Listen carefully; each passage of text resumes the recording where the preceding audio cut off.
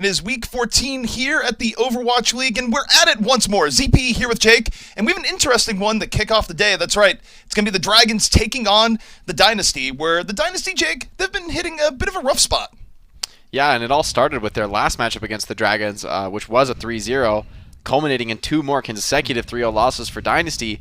So with Echo in the pool, it really feels like they have not been succeeding with this new hero, haven't been able to find their footing in this new meta. We're going to see a little bit of change coming in this week, some adjustments in terms of hero pool, but it's not clear to me that these are going to really help the Dynasty, and going up against the best team in the Asia-Pacific region, it's going to be tough. Yeah, and I mean, take a look at the roster they're up against. It does not get any easier here for the Dynasty. Take a look at the Shanghai roster, and it's tough. You talk about a roster that's stacked with talent, Shanghai is it. Yeah, you know, there's players like Fleta and DM that I knew would be super strong on the Dragons. Like, I expected these players to be dominant. I would add, Void and Izayaki to that list. But then Lip also has been coming in here and having massive performances on the hit scan, on the flex DPS, whatever they pick up. So the Dragons, their executions have been clean. Their individual play has been clean. There's no place I can really fault this team. And the Dynasty, they've been looking really weak as of late. So this is going to be a major match for them to turn things around, or just maybe more of the same. And speaking of the Dynasty, we do have a fun little video here for fans of the team. Let's take a look at your Seoul Dynasty. My old teammate, Vidoshin gesture profit, I wanna beat them. Tiger Nation. Yo, get the hell out of my zone. Champion is my throne. I just chugged it up slow. I look on my team swole. Hit you with a bomb, bomb, bomb. Shadow with a breakdown. Skies are red, the man down. Sounded like bomb, bomb, bomb. Bomb, bomb. You don't want none. You don't want none.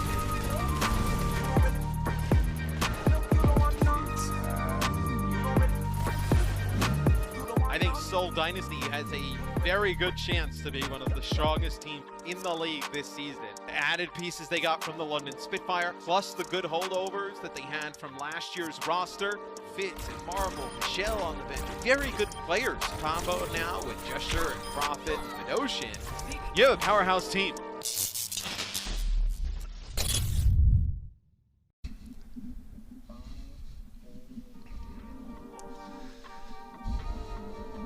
If you're a Dynasty fan, Jake, you're looking at that video hoping that that was not the best part of the entire night. And the reason is that despite having a roster that's full of talent, they just haven't quite performed up to expectations. Yeah, I would say that the start of the season was pretty great for the Dynasty. They came out really strong out of the gate. So it could have just been some unfortunate weeks, not finding their footing in recent times. However, the fact that they're all 3-0 losses, 3 losses in a row, but all 3-0, that's pretty painful. Not just on a technical level, like, in terms of playoff standings and whatnot, but on the emotional level, just getting shut out in matches is the worst feeling in the world. I can definitely speak to that. You don't feel good about that, especially the top tier caliber players that have experienced much better success than this, on the Dynasty. They're not going to be happy with this. They're not going to be satisfied. So I hope to see a real fiery performance come out from them tonight.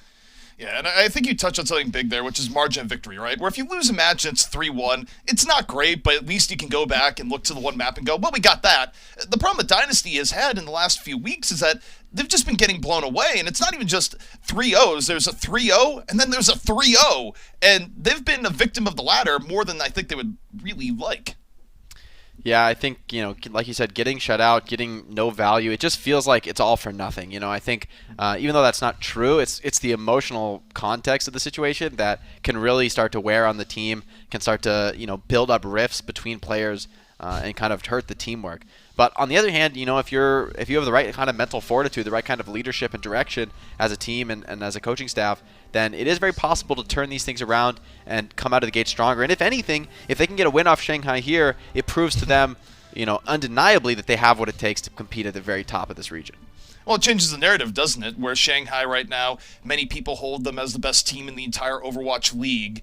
And if Seoul were to come out here today and go, wait, we can beat the Dragons, I mean, it does throw power rankings into disarray, but for Seoul, it shows that's a confidence booster where, okay, you had a few bad weeks, but you came back and beat one of the very best teams in the entire league. So, still a long season to go, still a way to recover. Yeah, and as we look at our first map here, it's going to be Lijiang Tower, starting off on the Garden stage. Seoul is showing this very fast, aggressive Tracer Sombra full dive comp with the Moira. whereas Shanghai are fielding an Orisa Sigma-based composition. Generally, I'm a fan of the Orisa Sigma, ZP. The shields denying ultimate charge, it's just such a powerful mechanic. Allows you to play so slow and so cautious and still win. With the Moira Lucio as well, it's going to be very difficult for the comp that Seoul is fielding to get kills. I think their only effective kill target is Lip on the McCree, so watch out for Lip, but Lijiang Tower caught it all on his own, so they're peeking behind shields. Pretty questionable. Just immediately taken down in the Dynasty, roaring out of the gates. The Dragons, one early pickoff after another. They simply cannot stay in the fight, and that was crazy. It was just Fitz and Profit, I believe, just getting early damage on Lijiang. I'm actually so surprised that Shanghai went across the bridge with this comp. Usually when you play the Orisa Sigma, you go into the white room on the other side of point, giving yourself that stable position to fight from. I'm really shocked, actually. I think they must have fully expected that Seoul is going to be playing a very different style of comp. I think if they thought that dive were even a possibility, they would never approach from that way. I think this approach is a lot more effective for the Orisa Sigma comp. You create that long sightline to fight in. Nice Maywall, though, by Fleta. Cuts apart the tanks, forces Jester to retreat. Yeah, and he could not get out. He tried and tried, but ends up getting caught. And now the Dragons coming right back on over. Use the Tor for a little bit of holding here, and even gets Moira on the end. And the Dynasty, as you say, Jake, a really nice comp swap to change the tempo of the fight. Yeah, that Maywall is just perfect from Fleta. Jester able to jump over the wall, but ends up costing him his life. And now it's just Izayaki on the cleanup. Everyone for Dynasty just in full delay mode. And for this, I mean, it'll give them a little bit of extra progress here. The Dragons even in full control. Dynasty able to get another 5-6% off of it. So not a bad start here for the Dynasty, but for the Dragons, I mean, they've brought things back. Still a decent spot to be rallying from. The critical moment is going to be when Fitz finishes charging that EMP. He's on 79% right now. If he can get that EMP online and get a solid one, catching off the majority of the Dragons, this should be a very winnable fight for Seoul. Should put them in position to get at least 99, if not the map. In Dynasty, they do have a little bit of time here. They don't have to immediately go in. They can just wait for Fitz to build up the EMP. Dragons, meanwhile, just getting poke damage in, trying to delay Seoul on their engage. But Fitz just about there, Jake. Here's the power of the double shield comp, though. It's so hard for Fitz to finish charging his EMP. 95 now. Looks like they're going to make the commitment. Are the Seoul Dynasty. Coalescence out for both teams. Primal Rage already used. Now they're trying to win this out the EMP. Stand one already out of it. And Gesture able to just boop Izayaki away. And the Dynasty get on over, and they don't even have to invest the EMP, so they took a risk there, Jake, but it pays off. That's so massive to hold on to the EMP, although the other side of that equation is that Lijiang is able to hold on to the sound barrier as well. So as long as Lijiang can avoid getting caught by the sound barrier, or by the EMP, which is easier said than done, to be fair, but then he'll be able to drop the beat and keep the rest of his team alive. From there, I actually think if Shanghai can withstand that initial level of aggression, surviving that EMP self-destruct combo, they should be able to win the fight, but it's going to be tough. Marv and Fitz have a great setup here to close out this round. Supercharger down from stand one to start the fight. Fitz responds, EMP out. Hits 3 for the Dragons, but the Dragons able to disengage. The effects of the EMP are gone. The Dragons still standing with 6, so they've gone over a big hurdle. Marvel going to drop the self-destruct to the back. Gets nothing but turret. Fleta, meanwhile, Blizzard on the point. Just frozen out. The Dragons working their way over and in, and they're going to rip control away from the Dynasty. What a massive Maywall by Fleta. The EMP came down. I was wondering, where's the follow-up from Dynasty? It's actually Fleta building the wall at the perfect moment so that no follow-up can possibly come through. Fitz gets a big EMP, but with absolutely no teammates able to follow up on it, it really doesn't get any value at all. You know, Seoul, at least they're going to get to 99% control here, but without any ultimate bank to work with, it's going to be a very tough retake here. Fitz also built up about 45%, and it appears we're going to have a pause.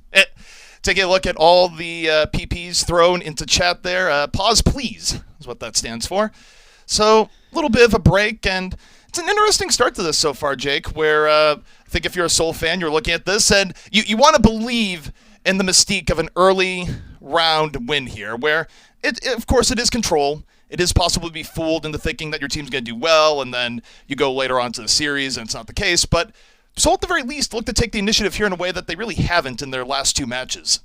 Yeah, I do think they got a little bit lucky with that mid fight. The fact that Shanghai went across the bridge to mid, that's not something you would really ever do if you actually thought you were going to be playing against a dive comp with that Orisa Sig. You would always go through the white room. I think they probably just had not seen any dive this week. They probably just didn't think that was really in the cards, which made them feel the confidence to go out on the bridge. But I think that essentially gifted Seoul the mid fight, which is really was so crucial to Seoul getting these ultimates up in time. You saw how difficult it was for Fitz to charge that EMP up against the double shield comp, against the Torb, these really annoying counters to Sombra. Then it feels like Seoul is really going to struggle to get back into the tempo. Like, if they get that free fight win, that's such a huge boon in terms of farming ultimates that they're actually able to keep up with the Orisa Sig. But I think as things go longer into these rounds, and if Shanghai doesn't gift any free fights away, it's going to be just a slow and crushing defeat for the team playing Dive. It is possible to make it work. I just think it's really difficult. Maybe the Garden stage is actually probably the best stage on the map. So the scary thing for fans of Seoul is that even if they're able to take this round, I think that the next two maps will be an uphill battle if they choose to play the same comp. More than likely, I think they'll field something different, but nonetheless, this seems to be their most comfortable comp, right? You put Prophet on his Tracer, known to be a monstrous player there, Gesture on the Winston, and Fitz as well in this flex DPS role. He can play whatever he needs to do. It should be a comfort comp for Seoul, so I'm glad to see that they're sticking to that, and I'm glad to see that's giving them a bit of success here at the start. But Shanghai, with control of the point now, I really honestly favor them in this position. Despite the fact that the Seoul Dynasty, they've got 99% control, Fitz has only got 45% charge on this EMP. And with 60% capture already in favor of Shanghai, it's not clear to me that he's going to finish that EMP before the round ends, before that crucial moment when they need to retake point. Yeah, and I think we are about ready to get back in. So you take a look at the situation here. One thing you have to give the Dragons is that you called it out when it happened, but there was a very quick adaptation that happened earlier in the series, or earlier in the round rather, where they saw Seoul's comp and they go, okay, we're going to change things out. We're going to be going with the Torb. Yeah, the Torb I think is such a great answer to this very fast dive comp. So difficult to take him out right with that overheal. The armor is particularly difficult because Sombra, Tracer, and D.Va are all outputting those small instances of damage over a long period of time. That's what armor is incredibly effective against. So I think Torb's a great pick. The turret as well, especially annoying for these dive DPS to clear. Well, we are going to be taking a quick break while the teams get ready. The action, though, is still simmering. Plenty left to go here tonight.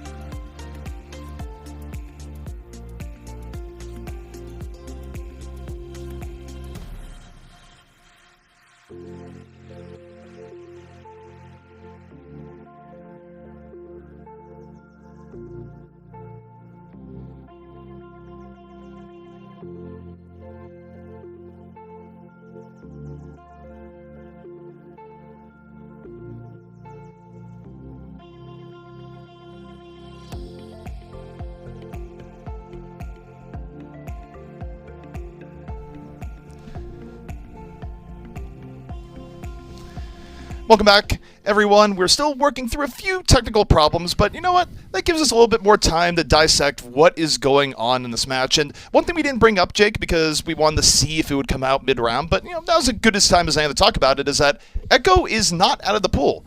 She's very much playable right now, and the teams are not opting to play her, despite her crazy pick rate last week. Why do you think that is? I think this might be map dependent. I think we might see Echo come back into favor on the other maps, even of Lijiang Tower, but also as we get into the rest of the series, the rest of the maps that are in store. But, it's funny that you say that, because in hindsight, now this makes a ton more sense to me why Shanghai is coming to mid on the bridge side, which, of course, against the Tracer Sombra dive, they're heavily punished. They lose mid-fight for free, and Dynasty gets an easy cleanup, a lot of ult charge. But I think in Shanghai's mind, they're expecting to see that Echo come out. They want to give Lip that open field with the McCree, where he's a dominant fighter against the Echo. Echo, obviously she can fly around the skybox, but with a really high-level hit scan player, they're just going to crush you if you try to make that sort of play on Echo. But I think as soon as Shanghai see that there's no Echo in play, then they make all the adjustments as needed. But it's interesting to see that Echo's still having an impact on the game despite not being picked. I think both teams have to keep her into account now, that the game is new, like the new nature of the game, the new nature of the meta with Echo involved. Both teams have to sort of play around it. I think this Tracer Sombra comp as well is a great answer to Echo. It's extremely difficult for Echo to actually focus anybody down. There's no easy targets on the comp that the Dynasty are running. Pretty much every single character is highly mobile, can escape easily. Winston's shield is of course the focusing beam does work on it, but since the shield isn't such a critical part of Winston's gameplay, it really isn't so good for Echo to use the focusing beam on it. There's just no great answers that Echo has to the comp of Sombra Tracer. It's actually very, very easy to pick off an Ana, or if you're running a Mercy along with the Echo to pick her off. It's just easy pickings for the Tracer Sombra. So I think both teams are countering Echo, and so neither team needs a player. But I think as the series goes on, that will change. It's going to be interesting to see how it evolves, too, where one of the cool things here in the Hero Pool era is that we see the meta change a lot, not just from game to game, but from region to region, where oftentimes the week might start out with the teams in Asia playing one thing, and then the teams in North America end up with a different style, and then you get to the final day of play, and suddenly both regions have taken a little bit from each other. So the rate of which play evolves is pretty interesting, even within a given series, right? Where you look at Shanghai and New York just a week ago, and it was very interesting to see New York come out really strong, and then Shanghai just makes adjustments over the course of the series, ends up figuring New York out, and ends up getting the reverse sweep. So seeing the adaptation between the teams here is something that is just genuinely interesting, and we get to see it week after week. Yeah, in my mind, that's the most exciting thing about Hero Pools, is that it puts that adaptation, that adaptive potential at center stage. We get to see which teams can actually do that most successfully, and Shanghai is a team that I want to highlight in that regard, because for me, from watching their games, I'm just honestly my jaw sometimes drops when they do some of these engagements. So they're so quick and actually so incredibly decisive. They not only do the right thing, but they do it at exactly the right moment, and with all 6 players completely committed. Nobody baits anybody on this team. They go in as a unit and they make it work together. So I think actually playing the Orisa comps really plays to Shanghai's strengths and allows their DPS to have that maximum potential. Whereas I think Seoul's comp here really puts some pressure on them. Prophet needs to find some solo kills. These tanks need to find an opening. It's not enough to just trade statically. You're going to have to get quick pickoffs. And against Torb, Mei, Moira, and Lucio, who are you going to pick off? So I'm impressed by Seoul that they even got to 99 off the back of some creative stall tactics that definitely got them some free percent there. But I am a little bit worried about them going in later in the series. If they keep relying on this all-in dive comp, I do think that things are going to get more and more difficult, especially if Shanghai keeps fielding these very defensive DPS. The Torb and the Mei, so difficult to take down for these divers. And if you're Tracer, you're just so worried about getting one-tapped by this Mei at any point in the match. Yeah, that's something that's been going all the way back to the beginning of Overwatch, where if you're a Tracer, you have to give Mei respect just because you're one icicle away for doom. But I will say is that we are going to be going to a break once more. Time's still a little bit frozen here. Hopefully we'll be moving when we come back.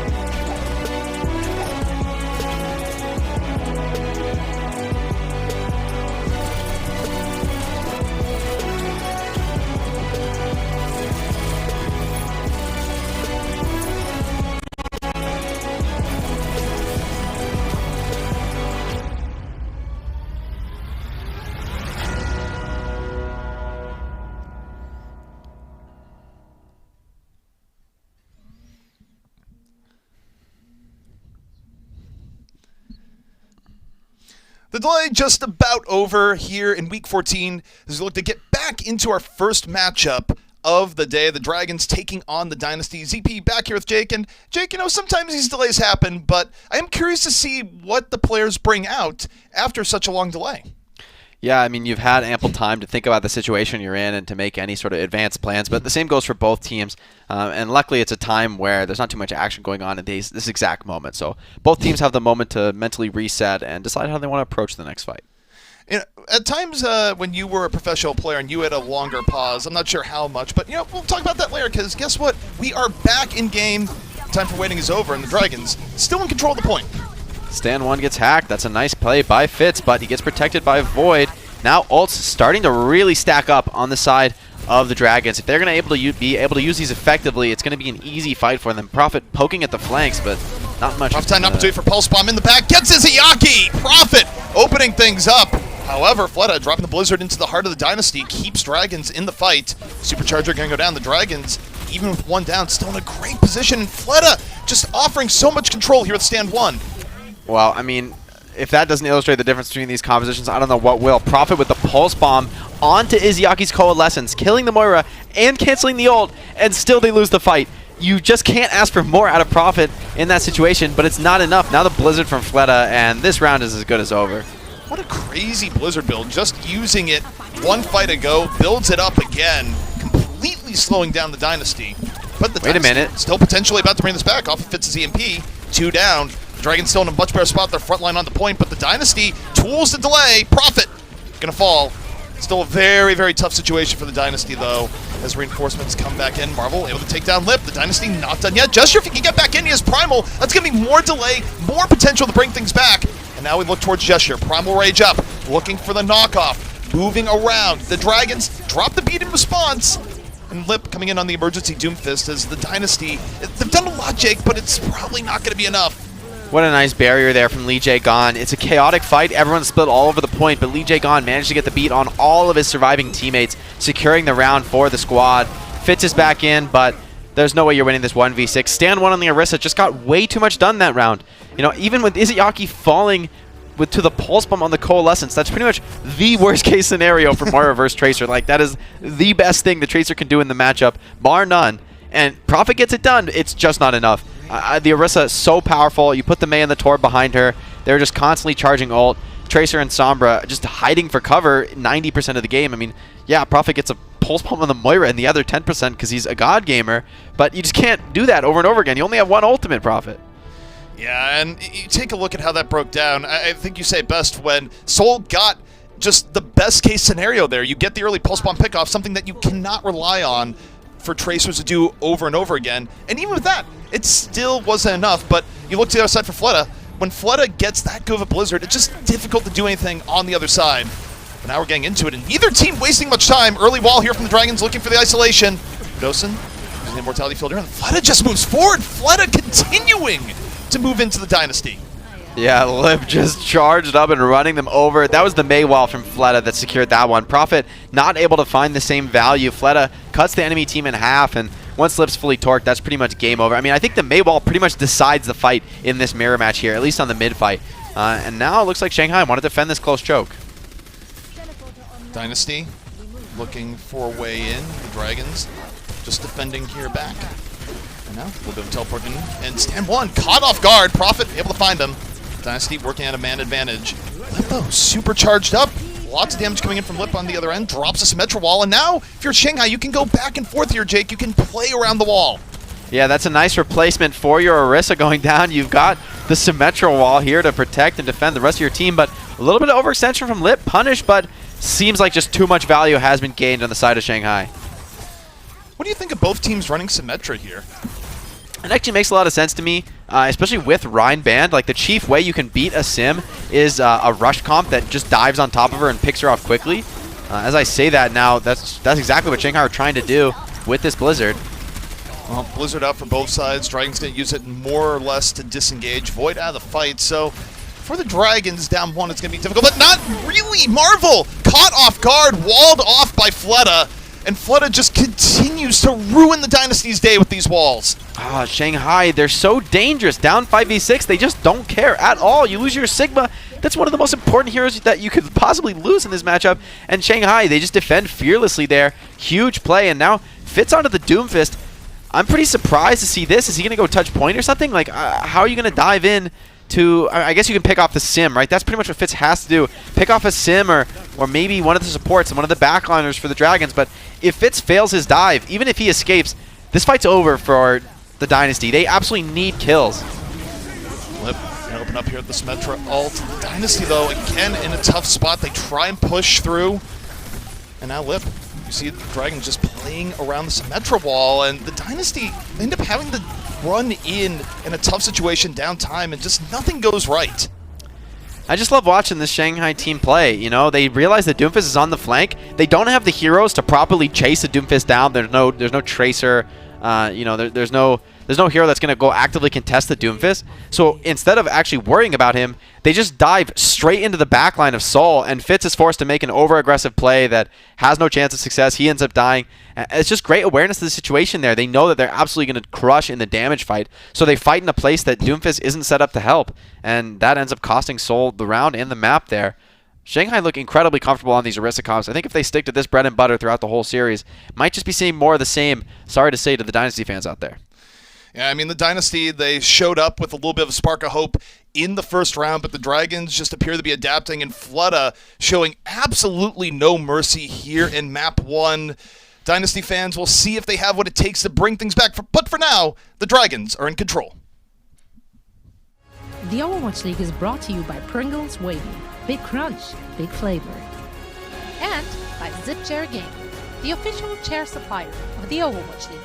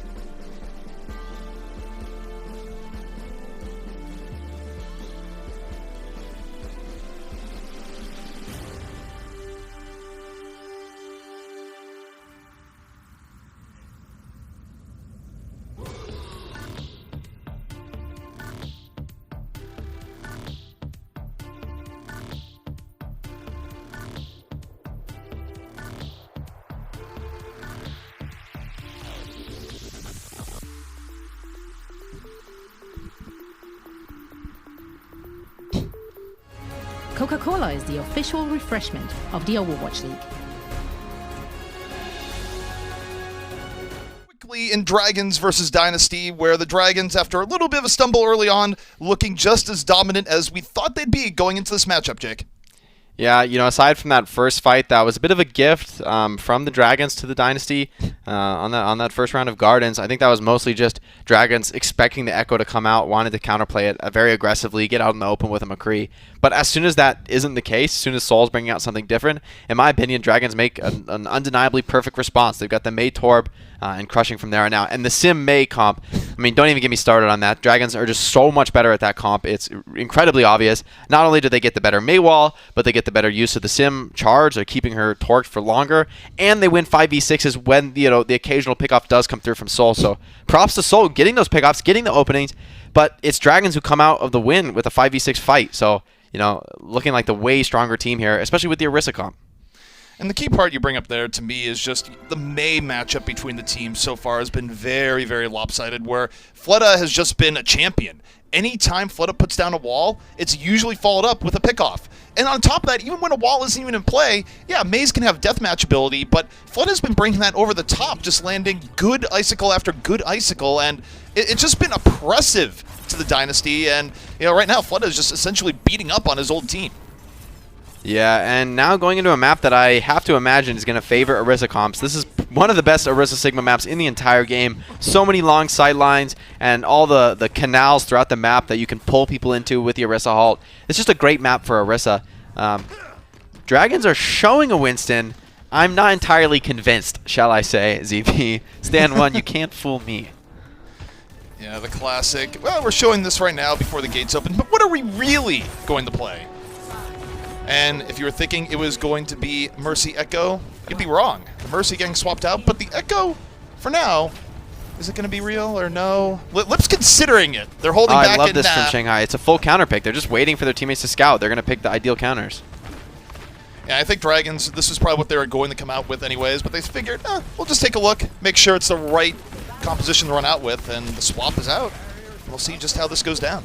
Oh, very interesting as well. The Lucio Moira selected from the Dragons. They want to play this fast and aggressive. Prophet is going to have a really tough time. Now, neither support is really all that vulnerable to a Tracer flank. It's going to be tough for Prophet to get the same amount of value as he might normally expect. Meanwhile, the Dragon just looking to take the high ground. Fleta under pressure. Ice blocks just in time. The Dragons, for now, looking for control. Lip getting a little bit low, under pressure. Lip burst fits. And the Dragons, for now, just focusing on getting the payload forward, not diving in on the Dynasty just yet.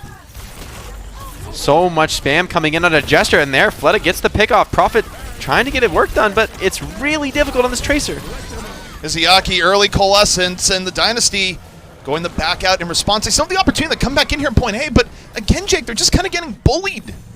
They do get the Orisa pickoff, though, and Prophet, he's going to be back into the fight very, very quickly, so this could be tough for Dragons to close out. Without the Orisa, she's like your best option for holding the card, keeping the pressure on. Void's trying to contest the high ground, but he can't possibly against the three players that are fighting it. Huge boot by Lijiang though, but he is picked off by Bedos. Yeah, it does not come without a cost. Meanwhile, the Dynasty is starting to recover. Lijiang and Void out of the fight. That's going to signal a reset here for the Dragons as they look towards the next fight. I love the way Shanghai, though, they keep some element of map control, right? They can't control the objective, the point itself. They know they're not strong enough for that. But the DPS stay alive on the flank, keep poking, stay aggressive. You don't let Seoul get that free reset where they can go to wherever they want on the map, take some high grounds for free.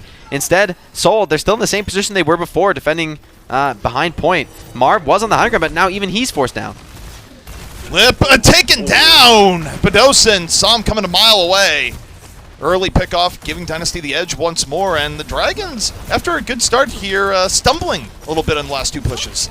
Yeah, the Bab Zen are just outputting so much damage for the side of the Dragons. With this Lucio Moira, Shanghai, they need to initiate very aggressively, very quickly. They just can't possibly win a fight if they're playing slow. That even though the Tracer is on the field for Dynasty, the BAP and the Zen just do so much more damage than the Lucio Moira. Lucio Moira need to end the fight quickly, although when they do get those good initiations, they very much can do that. Lots of ultimates online for the defense, though. I have to think this fight is going to favor them. Gesture was too far out! What a terrible mistake for the Dynasty, because now the Dragons, not only they charged up, they dropped the beat, but they might not even have to use more. The Dynasty, far weaker in this composition without Gesture in the front.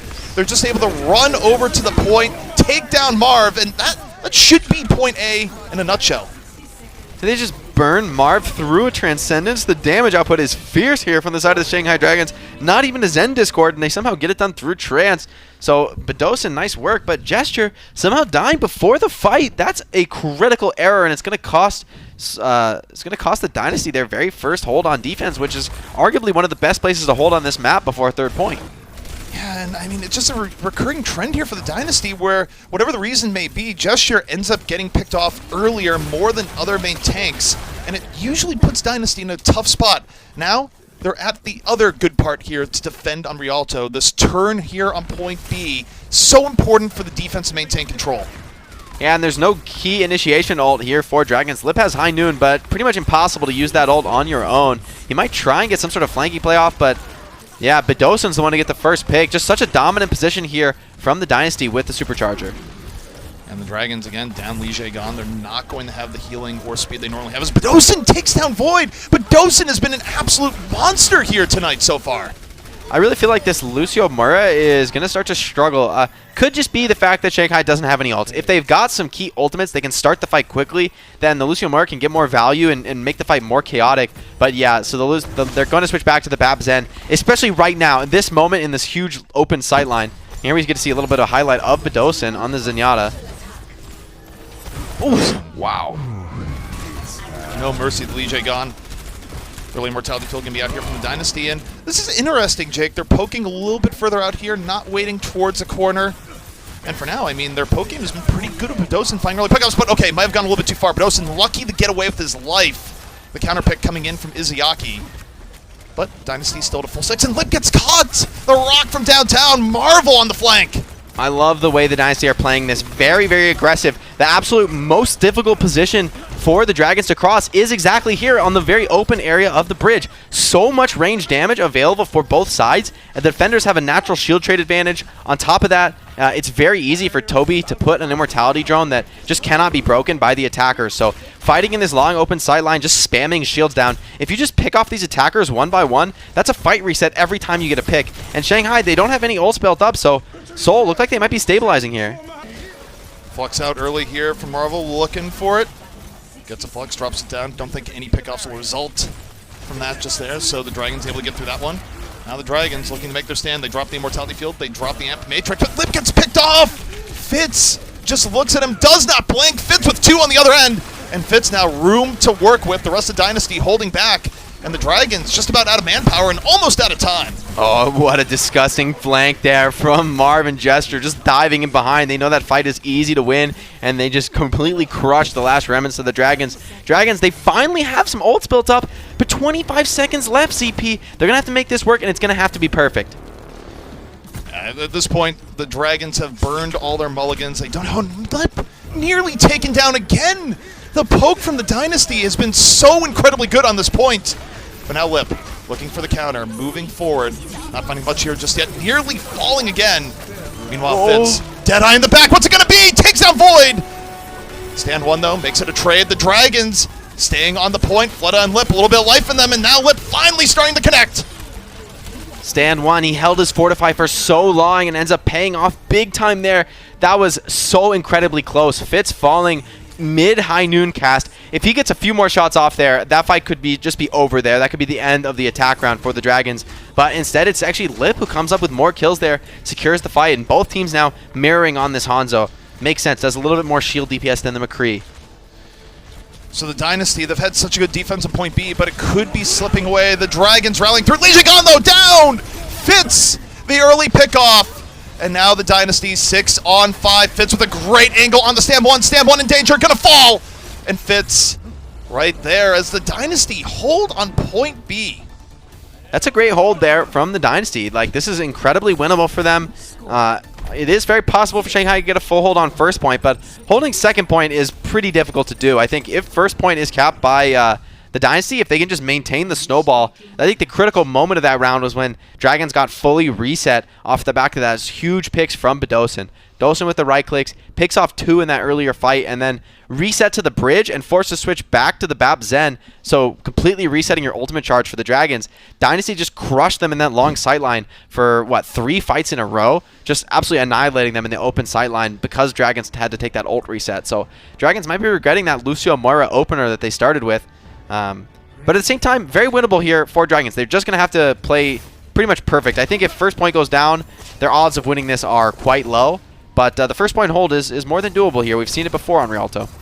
Yeah, I mean, I don't think this is out of sight for the Dragons here at all, but what a turnaround for the Dynasty, where I think the biggest thing to me is who you saw producing for the Dynasty in that defense round, where Badosin bringing back to life memories of Zen's helping to carry games there, where just pick after pick when they need it most. Meanwhile, on the other end, we called out Gesture a little bit for falling first more often than normal. It's been a tough game for Lijiang so far, continually pushing forward, trying to be the hero, and then failing.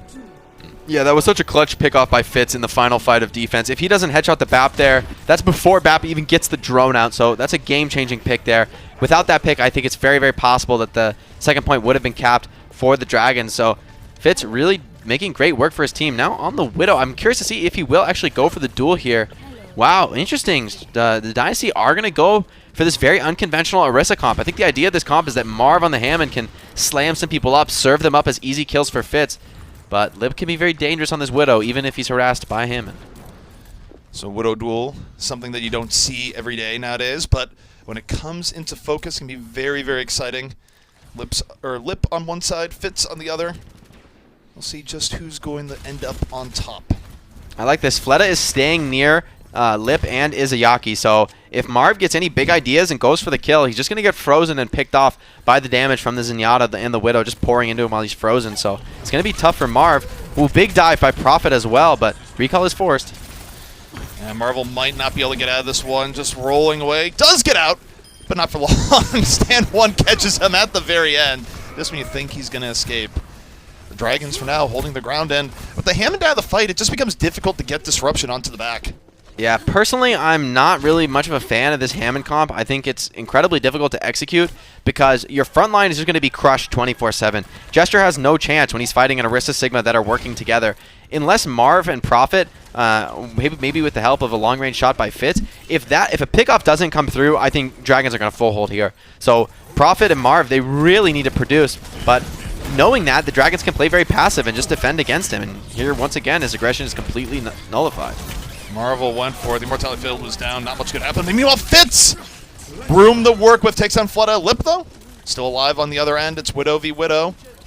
I'd say Lip's going to go here for now. Widow has to get through the Tracer. Lip just looking and looking. And Dynasty, even with the early pickoffs, Jake, they don't really get a lot of progress. The problem is you need more than just an even trade if you're the Dynasty. You need free pickoffs, and you need to have your players still fighting. So if they can't accomplish that, then in the default value game, Shanghai is absolutely crushing them. Sigma is essentially free here, but that's exactly the sort of pickoff they need. Badosin opening things up in the stand 1. Now Gesture can keep fighting and actually have some sort of reasonable contest in this front line. And that's just going to be a clean fight for the Dynasty. They take the front line down immediately, and there's precious little the Dragons can actually do to bring that back. Maybe they go in for a delay here, but the way this is working, I'm not even sure they get that. Looks like they want a delay, though. Bring out the Lucio. That's for the speed boost, but Marv, he could end this. Ooh, just slightly missing the grapple there, and still the kills are pouring through. Yeah, that was going to be just troublesome for the Dragons. They didn't really have time to set up. I understand why they would go for it, given where they have to defend on point B, how their attack went, but that seemed a little bit ill-advised. I like this from Marv, the instant switch off on second point, where Hammond is really not effective at all on second. Just too close range. It's too easy for the Mei and the Hanzo to just stay right next to each other. Lip is going to favor the McCree, though. Wants to potentially put more pressure onto Prophet's Trace here. I can't disagree with that too much. But Dragons, this is do or die. This is last fight territory at the place they're going to need to contest card. Yeah, the Dragons, they cannot really lose anything more here or bring it back. Going to be next to impossible. The Dynasty, on the other hand, 3 minutes left. They have time here, Jake. They can look for the perfect fight, and they're still getting progress all the while. Drone is forced and deleted by Prophet. Prophet, if he can find a stick. Oh, So this close. is easy. moving in, takes down Izayaki, no pulse bomb required, gets the stick! A clean double for Profit. He might not be done yet. Here on the payload, bouncing around. Flutta still trying to stall things out, but I don't think Flutta's going to be the hero this time. It's all Profit from here! It is such a joy to watch this player work his magic. Absolutely running through the Dragons is Profit. Izayaki never saw it coming, and that's an easy cleanup. Now stand one onto the Hammond. Desperation mode contest, but Jester has the preemptive supercharger out. All right, late swap here onto the Echo. The Dragons hoping for a miracle. Down another 2. Profit just continues to be ravenous. Tracer cleanup in action. And the Dynasty come roaring back on Rialto. We have ourselves a series. Definitely. I was a little worried about that Hammond comp on first point, but they made it work, so nice play by Bedosin again with a hero play, taking down the enemy Orisa, securing a little bit more frontline fighting potential. Of course, against the Orisa Sigma, you really need to get one of those tanks down or pressured out of the fight in order for your Orisa to actually move forward, and Bedosin's the one who delivers, so I feel like that map's heavily in Bedosin, in my mind. I think he performed incredibly well. Profit doing absolute nuts work there at the end, though, to close the map. It's great to see the Dynasty coming alive here after a tough map 1. They have a much better map 2, but the Dragons, they're a team that is immensely adaptable. We saw it last week. Will we see it here again? It's all tied up 1-1. We're taking a break for the half. The Overwatch League is brought to you by T-Mobile, helping you stay connected to what matters most. Learn about T-Mobile's COVID-19 response on T-Mobile.com. And by State Farm. For auto, home, or renter's insurance, like a good neighbor, State Farm is there.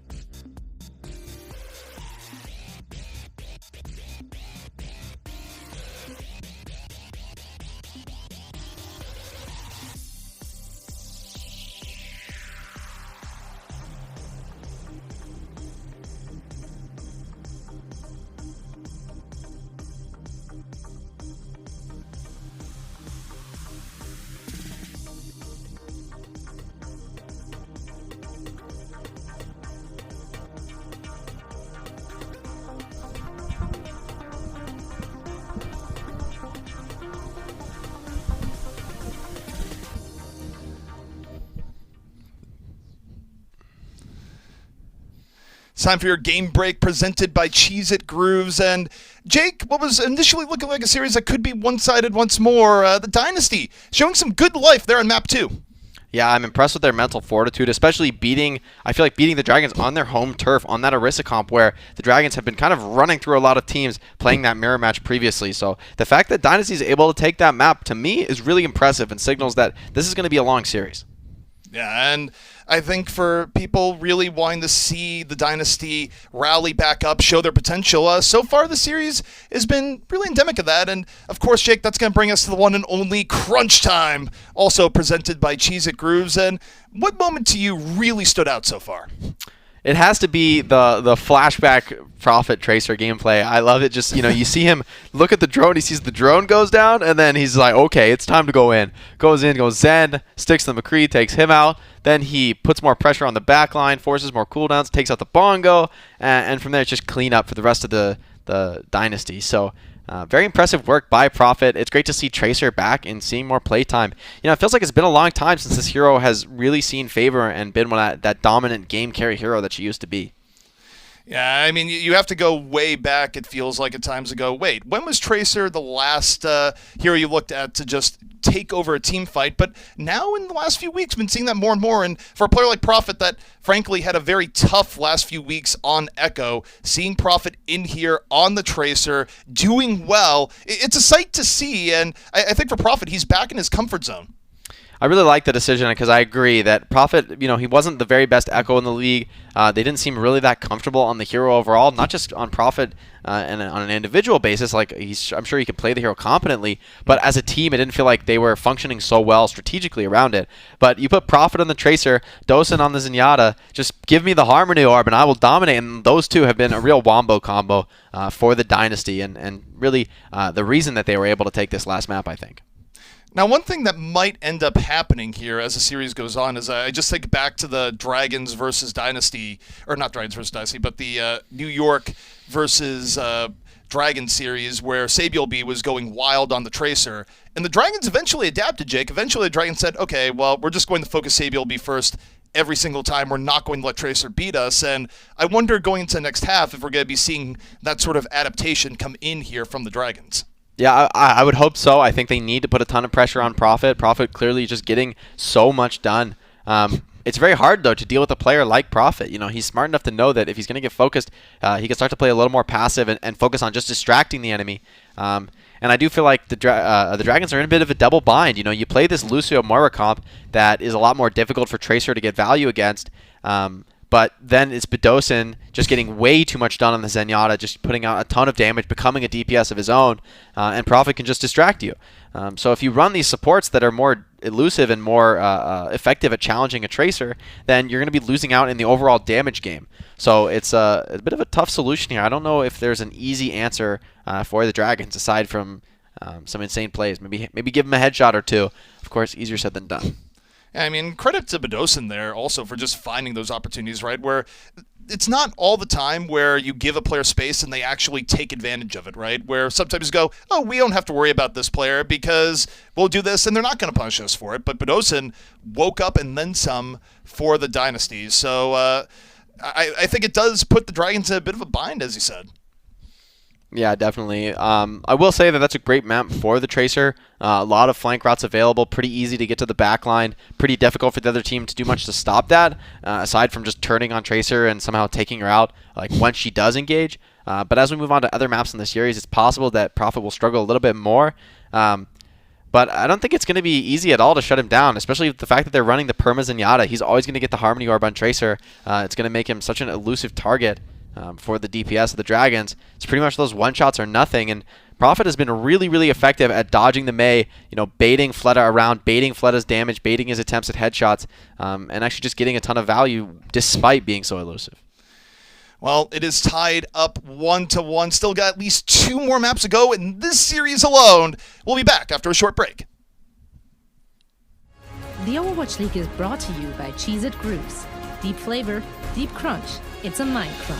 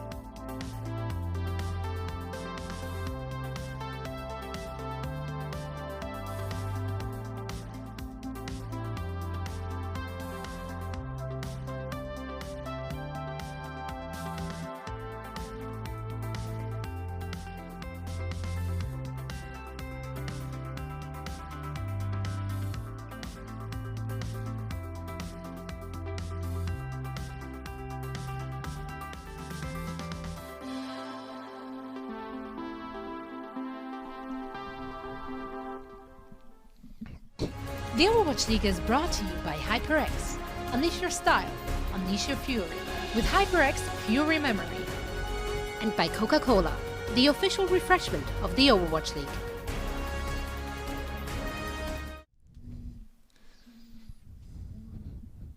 Halftime is over. The second half about to begin. Dragons taking on the Dynasty. MZP here with Jake, and so far has been a pretty entertaining series, I have to say.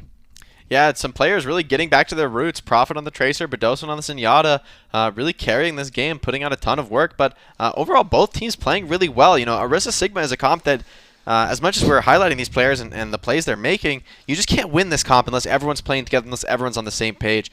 You know, focusing that shield break is so critical to actually getting anything else done in the matchup that you know that it's all about team coordination in the end, all about that focus fire. So props to the Dynasty stepping up to Dragons on the comp that the Dragons really made look so good in this APAC region.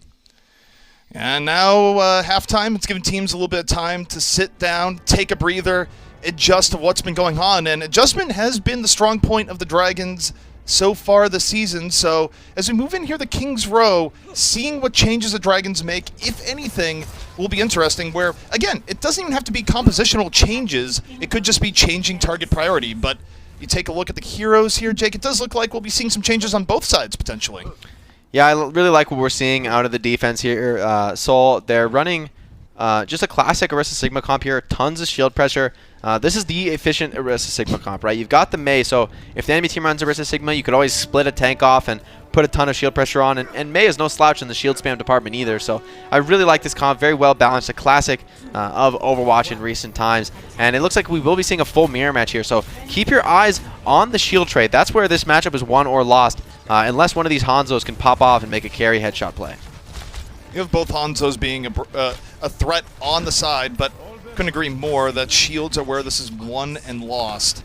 Lip right now, being a little bit conservative, looking for his opposite number on the other side, but neither team overextending much here just yet. I like this play, though, by Void and Fleta to get this nice off angle on high ground, contesting the enemy Sigma and Mei that are doing the same. So it's a fair fight on the low ground. Great work by the attackers. They're equalizing the defender advantage, and looks like Void and Fleta are going to keep going on that, picking off their counterparts. This is so huge.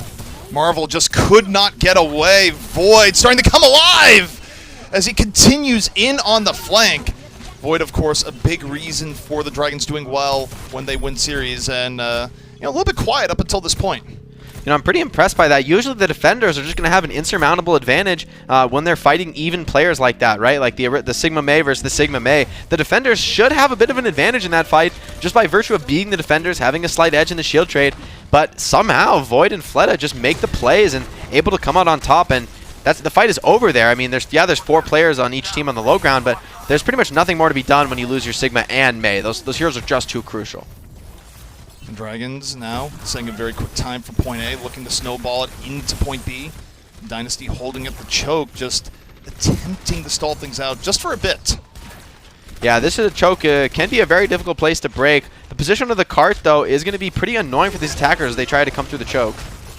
Dynasty losing gesture immediately, could not back out. The Dragons saw an opportunity, immediately dove in on him. Fitz gonna drop the Dragon Strike, and takes down 3! The Dragon is massive from Fitz, just eats the Dragons alive. Perfect positioning there by Fitz. The Dragon goes all the way through that library position, and Shanghai, their entire squad is just lined up for it, and there's nowhere for them to run. So nice awareness by Fitz, and the clutch kills.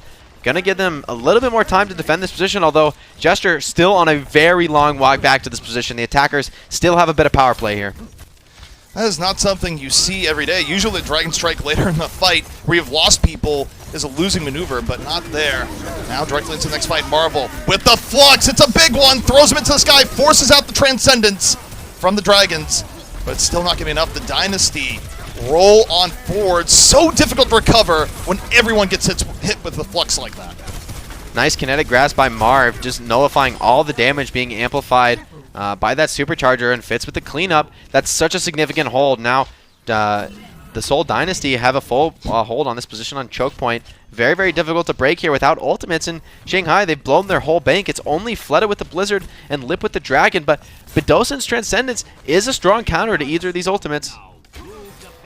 Dynasty in a very good spot, recovering from what was a tough point A. The Dragons looking for a way forward. Flutta holding on to Blizzard here early, but again, Dragon Strike in from Fitz.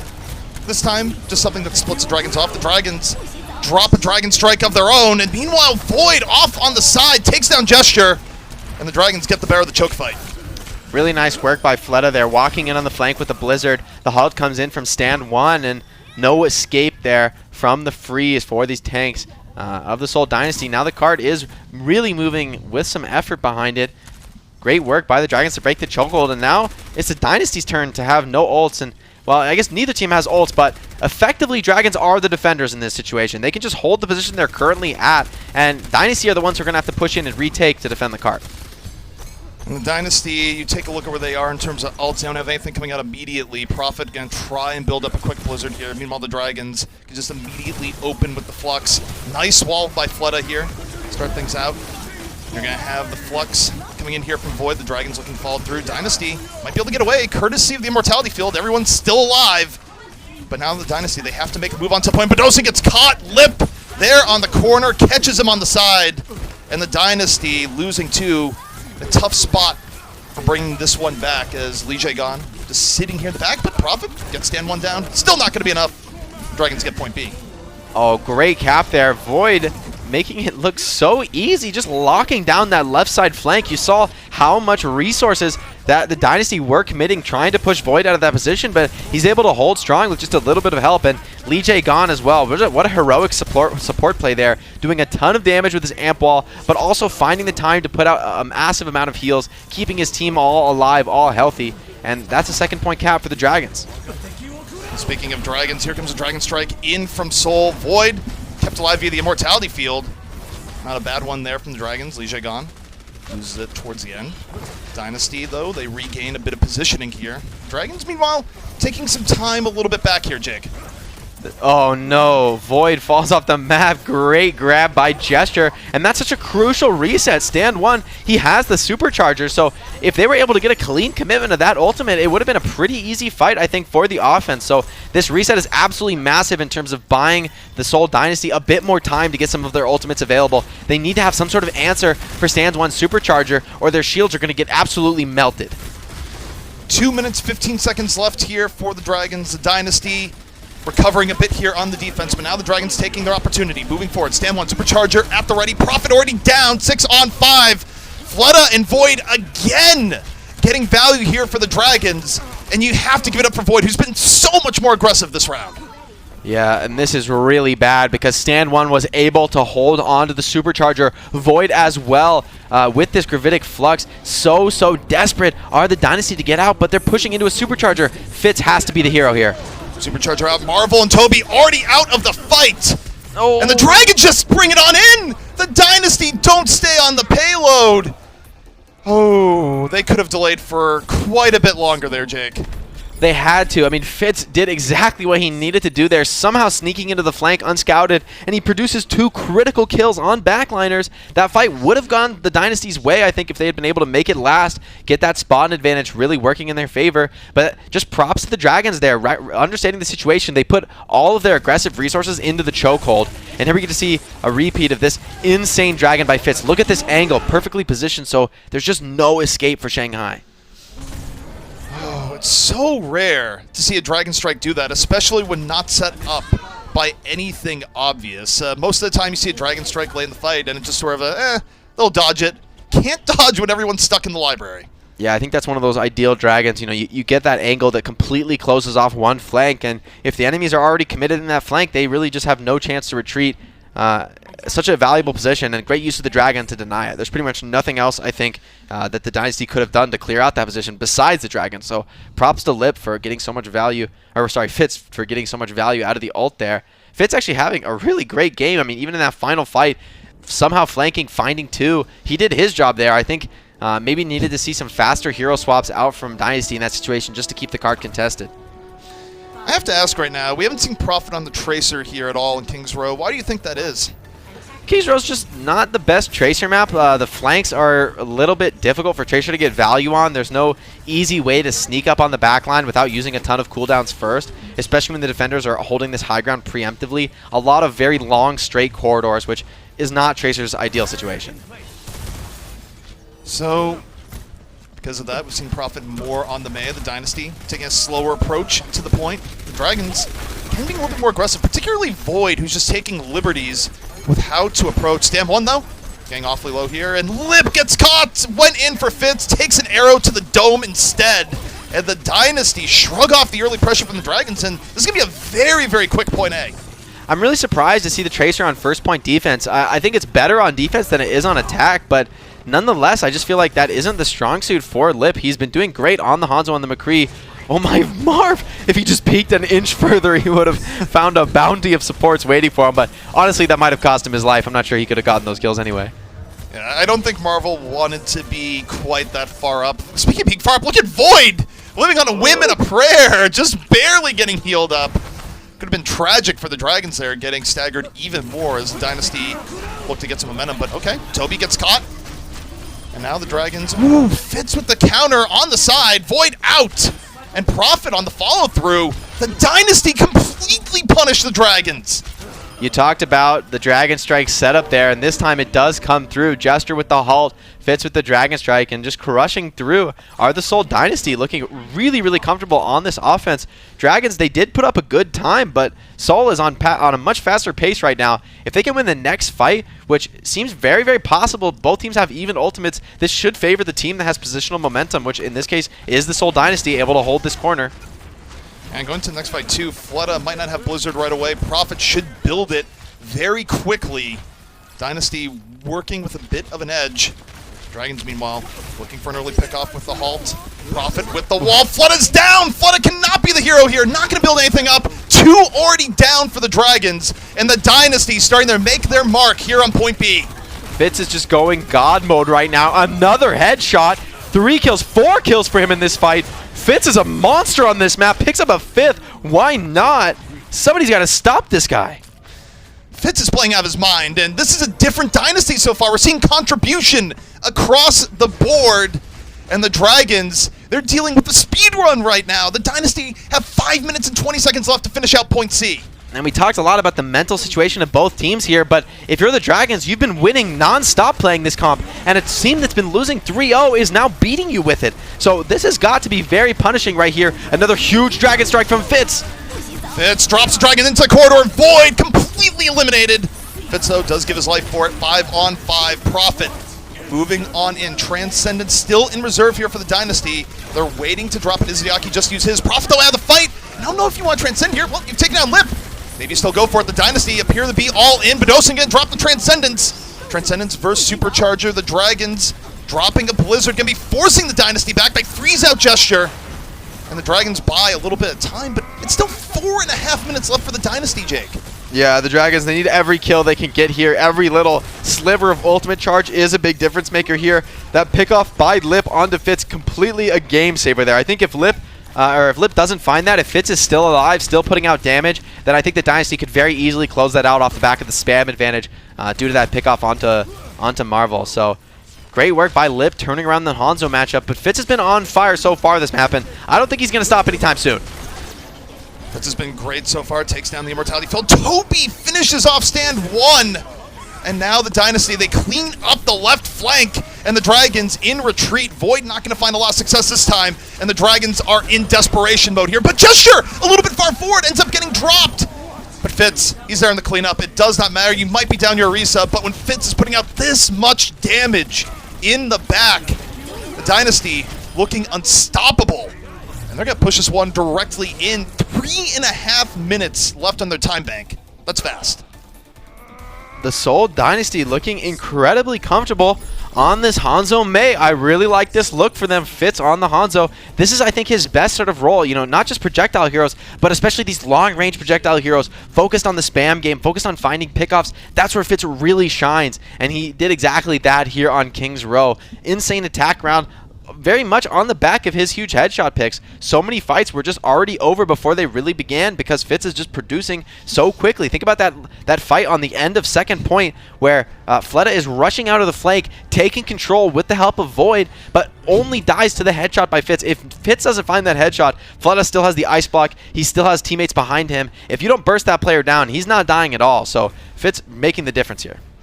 And Jake, I think we have to respect the narrative that's starting to come out here, which is that the Dynasty, a team that's been trounced the last few weeks, a team that has looked not just weak, but incredibly weak, is taking what many people consider to be the best team in Overwatch League to the limit. They're about to go 2-1 over them if they win King's Row.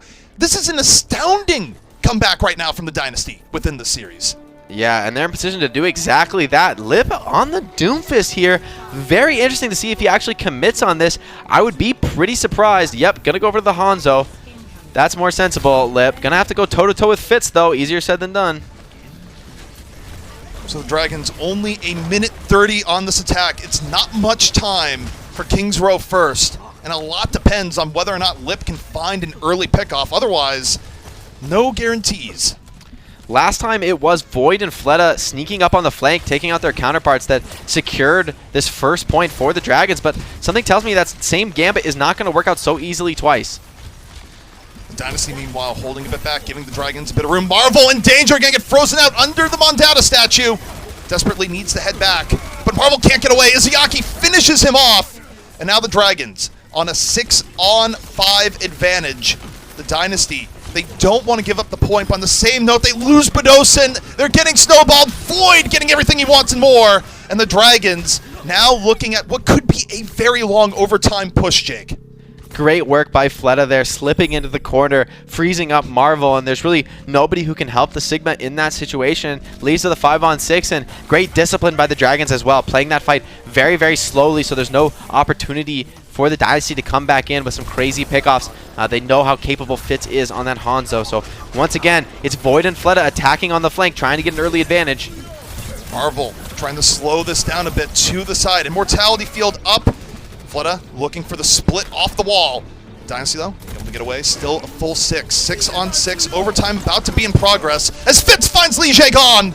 An important pickoff here for the Dynasty as they look to slow this down. The Batiste no longer a factor. The Dragon Strike, though, from the Dragons right down Main Street. Takes down Bedosin, and Void on the flank takes down 2. Void is doing it once more for the Dragons. Fleta found an absolutely massive blizzard there in the back line. Now Lip with some more picks. Transcendence by Izayaki just to secure this fight, not lose any more players with the OT spawns. And as we're in OT now, the spawns are going to be so punishing for the Seoul Dynasty. Things are about to go from bad to worse. If they lose the next fight, they could be very easily looking at a 6-point scoreline for the Dragons. This is a massive turnaround moment for the Dragons to win that last fight. This next fight should be advantage, though, for the Seoul Dynasty, but they absolutely have to make use of it. If you fail here, Dynasty, this map is looking incredibly difficult to win. If you can secure this, it's doable, but still hard. So Dragons, great attack from them so far. They can't let Lip get an early pickoff. That's a key thing. Fitz, meanwhile, gets one on the Izayaki. The Dynasty up 1 to start the fight. The Dragons in a much tougher position. Down 2, and the Dynasty off the early pickoff from Fitz. Able to easily stop the payload here at the end of point B. But that push from Shanghai still spells trouble, Jake. They definitely evened the score. Yeah, end of second point. You've got 340 to attack on the offense. This is doable for sure for the attack, but I really feel that Dynasty, they need to get it going very, very quickly. This last corner on second point, right where you see the cart now, very difficult corner to turn if the defenders are in position. So far, though, every round we've seen the attackers snowball all the way through second point, so haven't really been any massive second point holds for either side on this map. So first point's got to be where one team finds an advantage. So if you're the Dragons, you got to just focus on holding it down, getting 1 or 2 fight wins under your belt so you have some ultimates to work with. Yeah, one key difference, I think, between the two teams right now is I think Seoul has still been getting better poke of the two sides, but the Dragons overall here on King's Row, it's been Void waking up to me, where Void has been really settling a lot of these battles for the Dragons. But on the same note, if you look at the last round when things got shut down, Void wasn't given quite the same amount of space. So I feel like right now, if you're the Dynasty, your #1 goal, Jake, should be to just shut down Void. Yeah, and I think the way you actually accomplish that is instead of focusing Sigma, who's a hero that in a way wants to be focused, given the way Kinetic Grasp allows you to gain HP by the damage dealt to that ability, you need to take out Fleta, and that's where Fitz pickoffs has been huge. Him shutting down Fleta a couple times there with a quick headshot is a game changer because Fleta and Void, their teamwork, working together on the flanks to get those openings has been a major strong point for the Dragons. So in order to break that, it's Fleta, I think, who is the more vulnerable target of the two. Fitz gonna have to find another headshot. So the Dynasty on the attack. 3 minutes to go. Plenty of time, but a long, long way to go. As Fitz right now looking for the early pickoff once more. The Dragons not giving him quite the same level of sightlines as they have been. So his job getting a little bit more difficult. However, in exchange, you do see the Dynasty getting pretty good positioning towards the point. Yeah, I think the Dragons are getting the better of this spam trade, having really strong positions right now. Fleta and Void being attacked first. This is a reversal of what we've seen in the past, but oh no, Marvel lets himself get frozen and the drone's not there in time. Lip there in the follow-through. The Dragons just bend back. They don't break. And now the Dynasty have to reset from 0. And look, they might have had a big time back. Oh, Izayaki on the other side takes down 2. And just when you think things are going to solidify, oh, Dynasty, they're in a bit of trouble. Yes, they absolutely are. Izayaki all the way in the backline there, finishing that fight off. It's this fight on the flank that seems to determine so many of these matches. The Sigma and the Mei working together against their counterparts, so critical. If you can take out that opposing Sigma, but oh no, a pick up by Lip on a Fitz, and time is starting to run low. Dynasty, they've got to be feeling the pressure now. Yeah, this is getting pretty rough for the Dynasty, who are looking dominant, but now the Dragons, fresh off a good attack, looking to be an iron wall here in this point A defense. Only 2 minutes left for the Dynasty, and again, a very long way to go, which means it's going to be overtime no matter what for the Dynasty. Yeah, and you're pushing into a Dragon Strike, which is very rough, especially on this map. A Halt Rock followed up by an Icicle by Fleta, and that could be another fight here. Fitz is going to commit the Dragon Strike, though. Fitz's Dragon Strike out. Fleta, meanwhile, getting Profit out of the fight. The Dynasty struggling to get momentum here. 1:30 left to go. And the Dragons, right now, holding pretty well thus far. Dynasty, though, they still have time. Amp Matrix committed by Toby, getting nothing out of it. Dragon Strike just to split off these tanks that are committed in. Perfect positioning by Lip. Picks off Marvel. So the Dragons, they've almost held the Dynasty off for an impressive amount of time here on point A. Nearly, essentially, a reset with how much time the Dynasty had. But now the Dynasty down to their final minute. This fight is so difficult because Lijay gone with that amplification matrix has essentially a free spam trade victory here. If the Hanzo just plays behind that amp matrix, that's so much damage no shield can possibly sustain through it. Flux out here from Marvel, looking for the Dragons. Immortality Field used in response.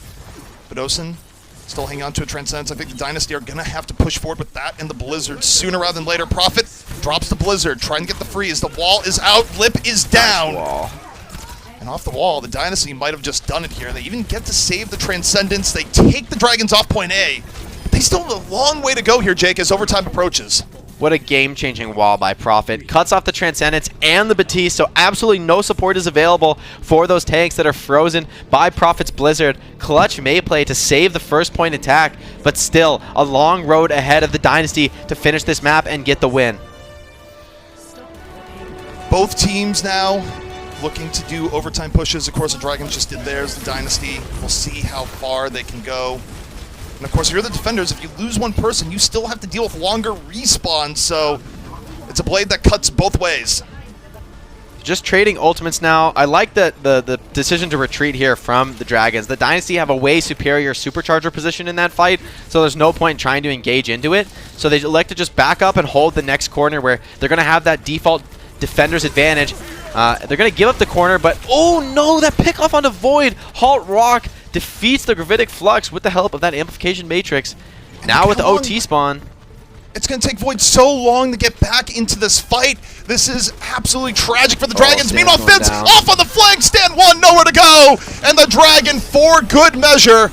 Nope, the Dynasty, they still have to stand the point. The Blizzard has faded. The Dragons are crumbling one by one. And Jake, this should be it. The Dynasty come back in overtime. And they're going to be ahead in the series 2-1, barring the most historic of delays. It does not happen. Whew. Great recovery from the Dynasty there. It looked really rough on that attack, failing a few pushes into first point. I wasn't sure they would be able to do it, but Profit with the clutch Blizzard and Wall to secure the first point. And then what a fitting way to end the Orisa Sig matchup with the Halt Rock canceling the enemy Gravitic Flux, and then the Amplification Matrix, of course, way too much damage for Sigma to survive. Great work by the Dynasty recovering there in a tough spot. Yeah, the Dynasty are looking fantastic, rallying back against the Dragons. Now the Dragons find themselves one map away from losing the series. Can Seoul do it? Can they reverse destiny? We're going to find out soon.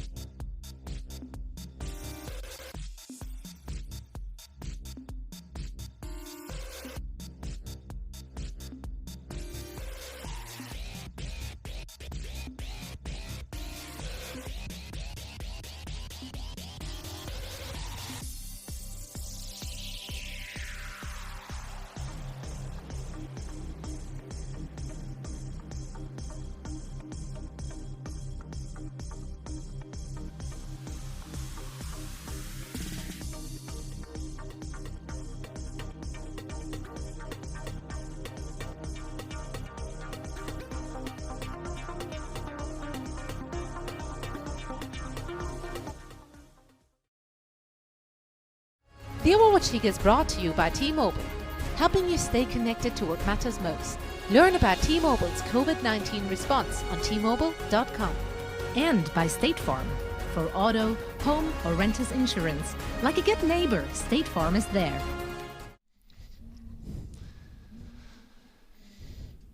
We have ourselves a series, Dragons versus the Dynasty. We're going into it, the Dragons immensely favored based on the last few weeks of play. But I have to say, the Dynasty have come here to play, and they've taken the Dragons to task.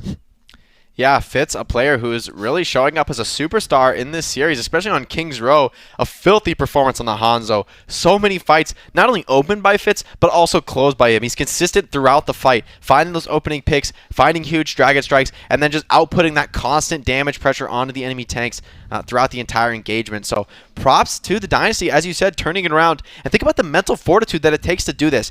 You know, you started a 9-map losing streak by dropping 3-0 to the Dragons, and now you face them again at the end of that losing streak, and you're up 2-1. So huge props to the Dynasty. No matter where this series goes, they've got the mental fortitude. They're a team that I can't wait to see in playoffs, because from this series, you can tell that they're a team that isn't going to give up easily, that aren't going to be set back by a few losses here and there. I love that you brought that up, because they've definitely passed a threshold here where there's a difference between good losses and bad losses. And even if the Dragons bring this back and win the series, if you're the Dynasty, you can leave here happy, right? You don't leave here and go, oh, gee, we left. Like, okay, you're still sad you lost, but they had a very good showing. It shows that the team is back on the right track. And it's a big difference compared to even a week ago. So the Dynasty, of course, still going to be looking for the win overall, but they've accomplished a lot here so far. Yeah, and I think if anything, it only speaks to how dangerous and powerful the Shanghai Dragons are that we're still talking about this series as if Seoul Dynasty is the one behind, but they're up 2-1. But that's the opponent they're up against. 9-1 here are the Shanghai Dragons. If they lose this series, it will be their second loss here in the season overall, which, you know, mad props to Seoul that they're able to turn around and do that if it is how the series does end up going. If the Orisa Sig is going Seoul's favor, I don't see how Shanghai can really win this series. They need to turn that matchup around. That matchup is their bread and butter. I don't want to see Shanghai switch it up and play some comp they aren't as comfortable on. I just want to see them engage a little bit more effectively. They had some great moments, especially off the back of Fleta and Void working together on the flanks. I feel like the May Sig were getting more value than their counterparts on Seoul, but Fitz was kind of doing this Herculean performance there on the Hangzhou. Yeah, and between the two teams, you take a look at the neutral game, I feel like the Dynasty have been playing the neutral game a whole lot better here so far. Usually the Dragons' bread and butter, but the poke coming in from the Dynasty, it's been remarkable here so far, especially relative to their performance just a few weeks ago. So seeing the difference has been very interesting. And I mean, really the big thing to look at here is that the Dynasty, they haven't had to run Echo, a hero that has really not been the style overall. Instead, you've gotten to see profit on heroes like Tracer, where he's looked far better. Fitz also, of course, just having more time at the Hangzhou, finding more opportunities. So, I mean, across the board, it just feels like this is a much better week for Seoul. Definitely. And another element I think that adds to Seoul's dominance here is that they've had different looks on this Orisa Sig composition. You know, the Orisa Sig, Batiste, and Zenyatta are like the bread and butter of this composition, the heroes that they're going to play pretty much 24/7, but Prophet able to cycle between, as you said, the Tracer and the Mei. Even just that one subtle hero change makes a world of difference in terms of the overall composition. When you're playing against the Mei, you're constantly worried about the wall. Will you get separated from your team? That is the primary focus of your play. And against the Tracer, it's almost the exact opposite. Will your backline go down first? You're not worried about your tanks getting separated. You're worried about the backline getting picked off. So the Dragons, they have to switch relatively quickly between two disparate playstyles, countering Prophet's flanking on the Tracer or trying to counter his walls on the Mei. And so far, he's been getting value on both. So Prophet looking as flexible as ever here in this match. Well, now we move over to Anubis, of course, our assault map here today. Final map before map 5, and a map that the Dragons must win. They want to stay in the series. And taking a look at their defensive setup, the Torbjorn back in play. I'm actually pretty surprised, not by the Torbjorn. I think it makes a lot of sense here on Anubis. One of the best maps for Torb, as well as potentially a dive offense could come out for Dynasty, so you want to run the Torb to potentially counter that. But I'm really surprised to see Lijiang on the Lucio. I wonder what he's going to do with this. There's not really too much potential for aggressive speed boost engages on this defense, and the attackers are going to have a major shield trade advantage because they have this Hangzhou doing a little bit more damage than Torb to shields, as well as the Zenyatta, who's the real big difference maker. Flip, getting a bit of poke damage early on. Dragons mostly going to shrug it on off. Curious to see just how much Void goes for flanking here on the defense, something that he's been effective at so far, but a little bit harder to get good value in on this point A defense. And the Dynasty, they're taking it a little bit slow here, Jake. I actually really like this. I don't want them to just push up this flank altogether, where these players are going to get a lot of value. Oh no, but great move by the defense, rushing into the Sig, who's caught alone, but Marvel's able to slip out of there, and it's Bedosin who comes up with the first pick. It was Toby with the Immortality Field, kept Marvel alive under serious strain, and as a result, the Dynasty, they pierced through the Dragons' defense. That was an insane play by Toby to keep Marvel alive. Yeah, and from a theoretical perspective, I like this idea. You are running the Lucio, so you pretty much need to go for this very fast engagement. If you don't do that, the Zenyatta is just going to grind you out, cut you to pieces, but it just doesn't work out there. I think they had the right idea, but as you said, the execution from Toby was just way too on point there. So the Dynasty, they get through point A. They're saying a very quick time now. This is troublesome if you're a Dragons fan. This is where you get nervous, Jake. Yeah, I'm really worried about them with this Lucio especially. I think Sound Barrier is not all that good of an ultimate in this matchup. You know, it's all relies on quick engages for this Lucio, but you know, you're pretty much defending in static positions with this Torbjorn. So there's just a little bit of anti-synergy here in the comp by the Dragons, which surprises me. Usually I see them playing these really coherent, well-focused compositions, and Matrix comes out from both teams. Dynasty again, saved by Toby's Immortality Field, well-timed. And the Dynasty get through the opening burst from the Dragons, move on through, crushing all the way. And this is a speed run by the Dynasty. And again, Jake, Toby with an on-point immortality field. Yeah, great work. Void just on full delay mode, but instantly crushed down. Remember, nobody has fallen here for Seoul, so pretty much just clean up on point here. Fit's going to Dragon Strike the left side. Lijiang gone in the back line, but getting crushed by the damage putting out from the Dynasty here. So time starting to tick away. Fleta gets down Profit, but the Dragons need so much more. Not really sure how much longer Fleta can delay. Certainly not while you're dead. And the Dynasty now just trying to get the last little bit of cleanup, but the Dragons doing a good job of burning the clock here, Jake. Even if they fall now, they've burned off more time than you could expect. Lijiang got Sam 1, they start turning the fight. This should not be happening. How did they do that? They bring something out of nothing there. Bedosin falls first, and everything else falls behind him. Somehow, some way, the Dragons make that happen. I thought that was pretty much impossible for them, but Bedosin maybe feeling a little bit overconfident there. The Zenyatta is the most vulnerable player on the attack there, so great focus fire by the Dragons to get him down. That turned in an instant. Yeah, it's pretty impressive. I think Bedosin must have overstepped his mark there. If he just stays passive in the back line, he should be incredibly difficult for those heroes that are basically just stalling point to actually get a kill on. But somehow they do it, and now Lijiang has a sound barrier, so going to be able to get value out of his hero this fight, or at least he should. Sound barrier, as I said, kind of difficult to use in this composition. So the Dynasty, after having the Dragons in check, have to come back in again for a full 6-on-6. Dynasty move their way in. They drop the Ant Matrix. Dragons drop the beat in response. And the Dragons holding quite a bit further back. They deal with the Immortality Field this time. Lip finds Gesture, and the Dragons looking far more composed. And why did Bedosin drops Transcendence late into the fight here? The Dynasty committing while down players. We'll see if it works out. So far, is turning things a bit in their favor, but Bedosin gets caught a little bit later. More spawns coming back in for the Dragons, and this is going to be difficult for the Dynasty to turn back around, Jake. Yeah, they have to play it very clean here, and even though they're getting more pickoffs, the spawn advantage is really, really significant here for the defenders. The attackers have to win a clean fight, and this is anything but that. Toby even back on the Lucio, getting cut down by Lip's Tracer, switching after that early death, and if they can get Gesture here, that's an even bigger delay for the attackers. Things were looking so good for the Seoul Dynasty, but it's all falling apart now. They were on the verge of saying a super quick time. The Dragons just delay, and even just for delay, that would have been enough. But then Dynasty somehow gets caught. They lose people. They lose their game-winning push, and now it's not clear if they're even going to capture Point B at all. Yeah, Prophet does have the Blizzard, but Fleta has the counter, and this is that really awkward point on Assault where you don't have a clear ult advantage on the attack, and the defenders can just trade more efficiently than you fight after fight after fight. If Toby uses his Immortality Field, you can expect a Halt Pulse Bomb to come in just after it drops, and that could end the fight with something so cheap as a Pulse Bomb. That would really be damaging here to the Dynasty's hopes. Dragons waiting back, making Seoul do the first move. Gesture, Supercharger down, a wall to cover. Dynasty looking for anything right now. Using the Supercharger to poke on through the Dragons, mostly using walls to avoid, but Lijiang gets caught! Void! Now dropping the Flux in response, and it's a big one. Void able to set the stage. The Dynasty pushed out.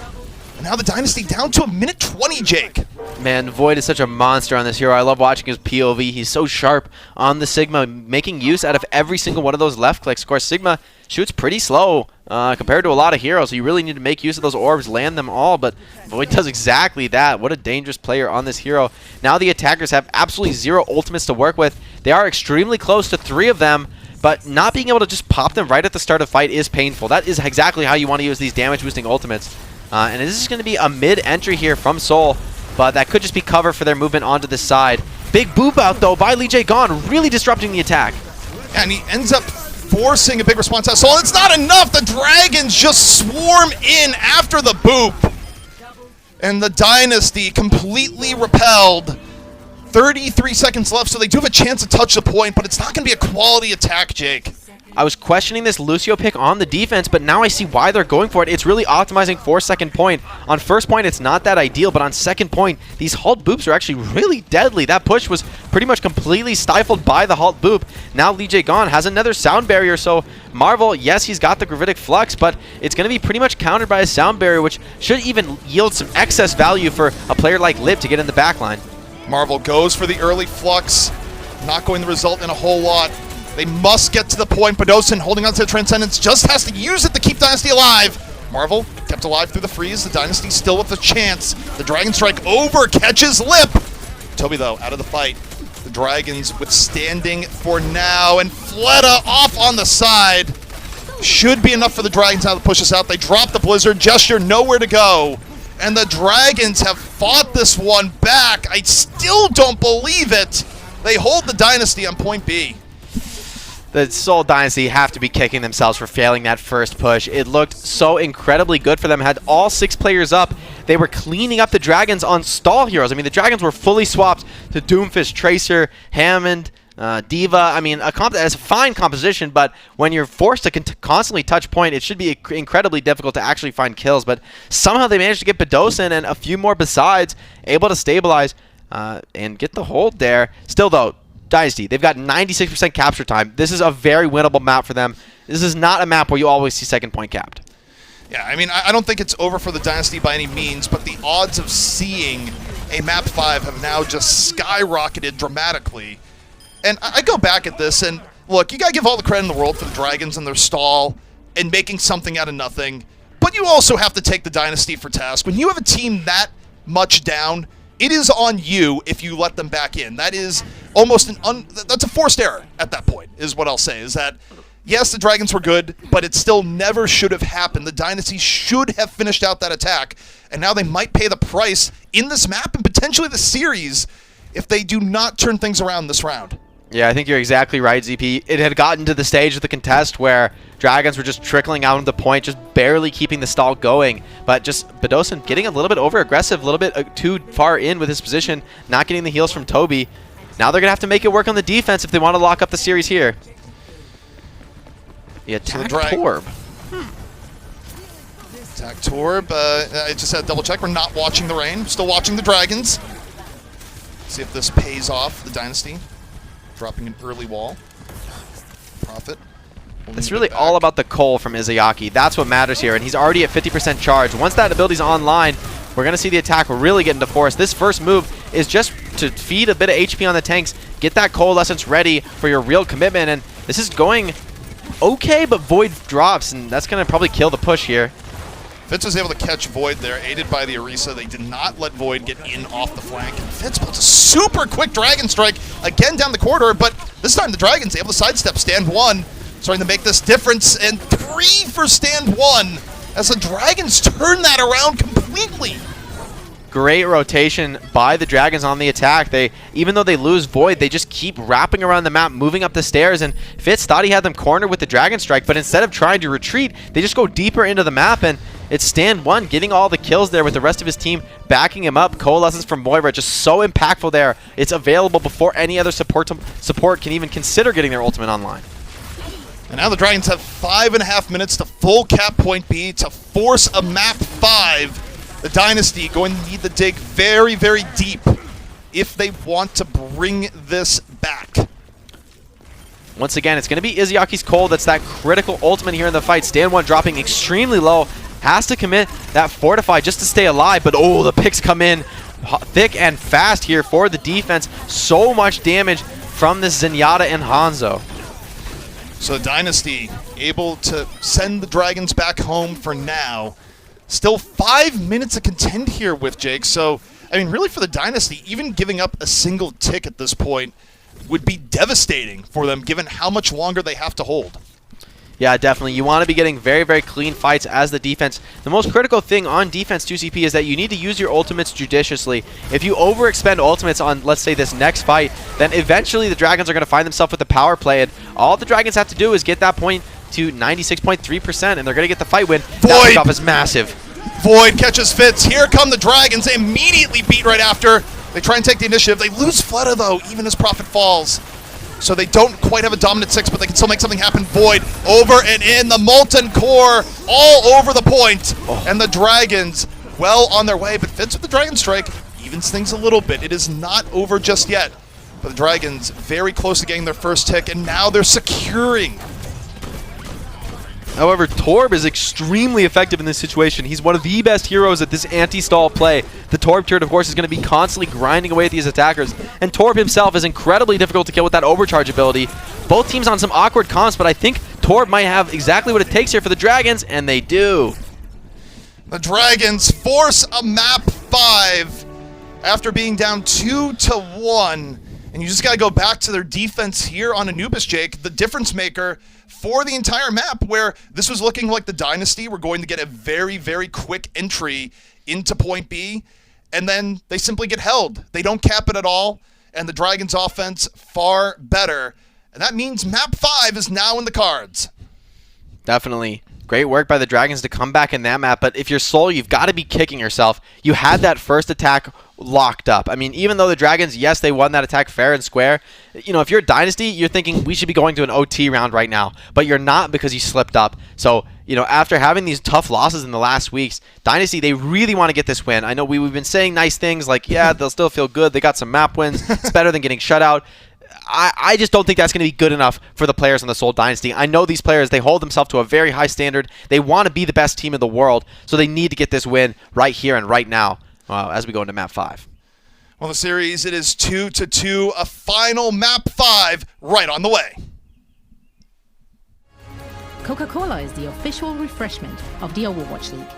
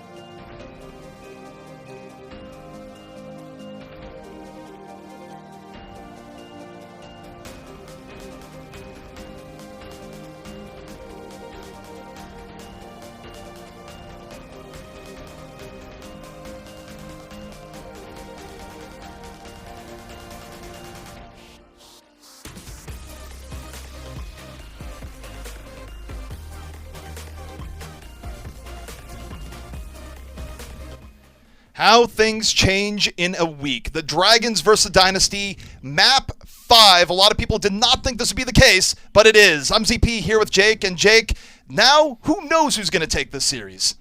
It's definitely a close one. I can't help but think back to that first Koth round, though, where the Dragons were able to get that map win, so they probably have a little bit of confidence edge here, but I totally agree. It is anybody's game, anybody's series as we go into map 5. I have to think that I'm pretty impressed by Dynasty that they're able to go toe-to-toe with the Dragons on this Orisa Sigma comp, a comp that the Dragons have really perfected and to me set a standard for in the league. Yeah, and I think it comes down to the fact that you look at the Dynasty across the board, they've been getting contribution from nearly everyone, I'd say. Like we've talked about Pedosin, I think, more than we have all season long. Prophet has looked more in form. Fitz has been a monster, especially looking back at King's Row. And it's been all hands on deck for the Dynasty.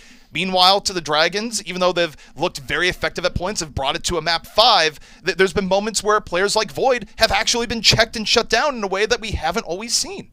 Actually, we've almost never seen, I think, up to this point in the Overwatch League. So Seoul showing that they definitely came to play here against Shanghai.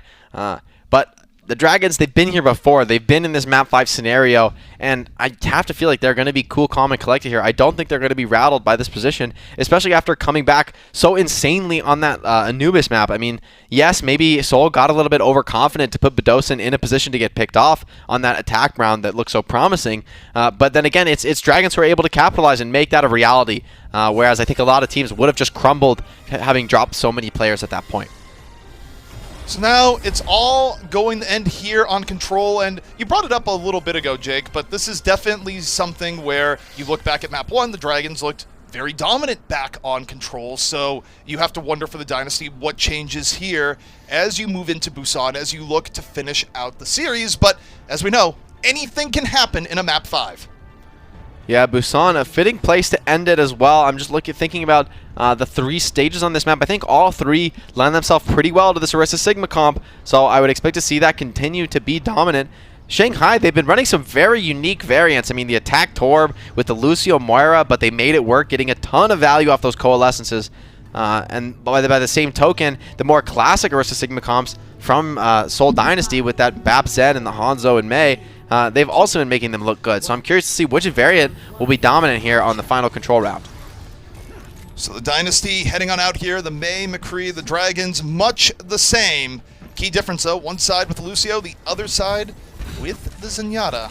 Busan so deadly on that here so far today. Both teams getting into it here on the top. Neither team wasting much time. Gesture though in danger, falls off.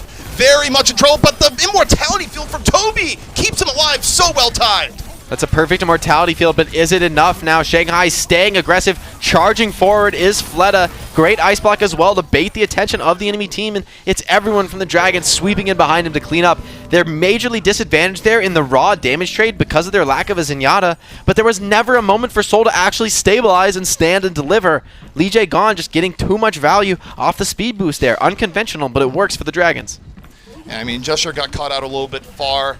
Nearly saved by Toby, but I think the positioning battle was pretty much lost there at the very end. Now we're getting into it. Next fight. Void moving forward. High aggression from the Dragons, and Prophet simply cannot sustain. Fitz, though, deals with Flip, but is Void so much into the back line that the Dragons just no respect here as they defend. Yeah, I think no respect exactly the right description for the way this game looks. Lijiang with the speed boost just enabling Void so hard, and gosh, these kills are so staggered for the Dynasty. Dragons, they're cruising towards 50% capture and total control of this map. They've got ultimate advantage to secure the next fight. Seoul Dynasty, this next fight looking almost impossible for them. Busan going to switch to the Lucio, not his normal hero. They're definitely scrambling. This is definitely a panic adjustment. Early immortality field forced out by Toby. The Dragons just way better positioning. Lip on one side, the rest of the team on the other. And that just gets simply demolished. And the Dynasty, they're down to their final fight, Jake. Oh, that's so painful. Toby and Busan gonna swap heroes. I don't hate this. You know, you want to play your comfort picks, especially for a role like main and flex support. But so many ultimates now in the bank for the Dragons, and this could even be a final fight if the Dragons can stagger it out a little bit. Titan, Marvel keeping the Dynasty alive with the Devour. They're gonna need more than that. Void drops the Flux. Gesture and Busan both down. And Lip, so much space to work with here on the top, something you don't want a McCree to have. The Dynasty losing their last few members, and that should be a very dominant round to the Dragons. Yeah, that was pretty disgusting from them. Lijiang doesn't even have a sound barrier this round. That's not Lijiang playing bad. They're just crushing this round so hard. Your Lucio doesn't even charge beat, despite, I think, not dying this round. So that's an incredibly dominant round from the Shanghai Dragons. Not even close. His team is just not taking enough damage. Team, why don't you take some more damage? I want to get a sound barrier. You're messing up my stats. Yeah, we're memeing about that, but there's a world where it just goes, wait. I don't even get to use this the entire fight. What's going on? Well, you know what, Lijiang, your team is winning. That's what's happening. The Dragons completely dominating round 1, and all the storylines going into this may be rendered moot, as a Dynasty need to do something to change this, or it's just going to be another series loss. That's just impressive preparation there on the first map. The Symmetra TP, plus you're running the Lucio absolutely all in on getting to point and getting the position first. Dragons make it work and absolutely crush through the first Koth round. Seoul, they're back to a comp that worked for them before, but remember, this comp didn't get them a round win. I think the Dragons are looking for a swap here, Jake. They're heading back to spawn. What's it going to be? Void swapping over to D.Va, so the Sigma not in play. Interesting changeup. Yeah, you want this D.Va to potentially nullify the biotic grenades and sleeves from Badosin, but Badosin can still manage to slip it through, and that's really what they need, I think, to get an easy fight win here on the side of the Dynasty. Nice hack, though. Hack to the side. Marvel, though, frozen, still struggling to deal with the health deficit, still getting chased down, and Marvel can't get away. Gonna get demeched by Void. The chase down too strong. Badosin gets caught by Lip in the back. And the Dragons looking dominant here in the second round, and the Dynasty, even though they got first control, they're definitely not winning this first fight. Yeah, I just think this matchup is really unfavorable, given the comp that the Dynasty are running. Badosin on this Ana has pretty much one chance each fight. If he doesn't find the nade or the sleep, they're not winning it. And now he's going to switch over to the Moira. But still, I just feel like the Orisa is going to get so much uncontested value. There's absolutely nothing you can do against Orisa in this fight. You pretty much need to kill all of her teammates, and then you come back for her. But that means she's just constantly farming up superchargers and getting halts. Early pickoff. Fitz finds Izayaki. 6 on 5. Exactly what the Dynasty are looking for. Stand Wonder, heavy pressure, can't get away, and just feeds Fitz there. That was the dream if you're a Sombra player, and the Dynasty still have a light at the end of the tunnel. Yeah, that hack onto Izayaki was a game changer. Losing the Moira first, well, that's exactly the pickoff that the Seoul need to make this comp work. I feel like that's a bit of a misstep by Izayaki, though. Maybe not having Fade available, getting caught off a bit on his own. And that's going to be a very, very costly mistake for the Dragons, because Seoul, now with map control, this comp looks very, very different when you have control of the point and the enemy needs to push into the dive. EMP is ready. Fitz waiting for a drops EMP, hits 3, Lip nowhere to go after getting hit. Stand 1 can't retreat. And the EMP leads to a swift team fight victory, and the Dynasty coming back alive with their backs against the wall.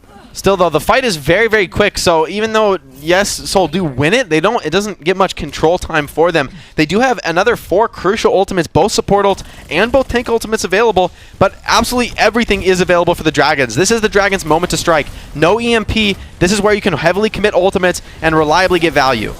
They open with the Coalescence. Dynasty being respected, backs out, but Badosin uses Coalescence on the other end, finds Lip. Somehow the Dragons have not started on the right foot. They drop the sound barrier, looking to compensate. Toby builds his mid-fight, drops the beat in return, and the Dynasty continue to hold.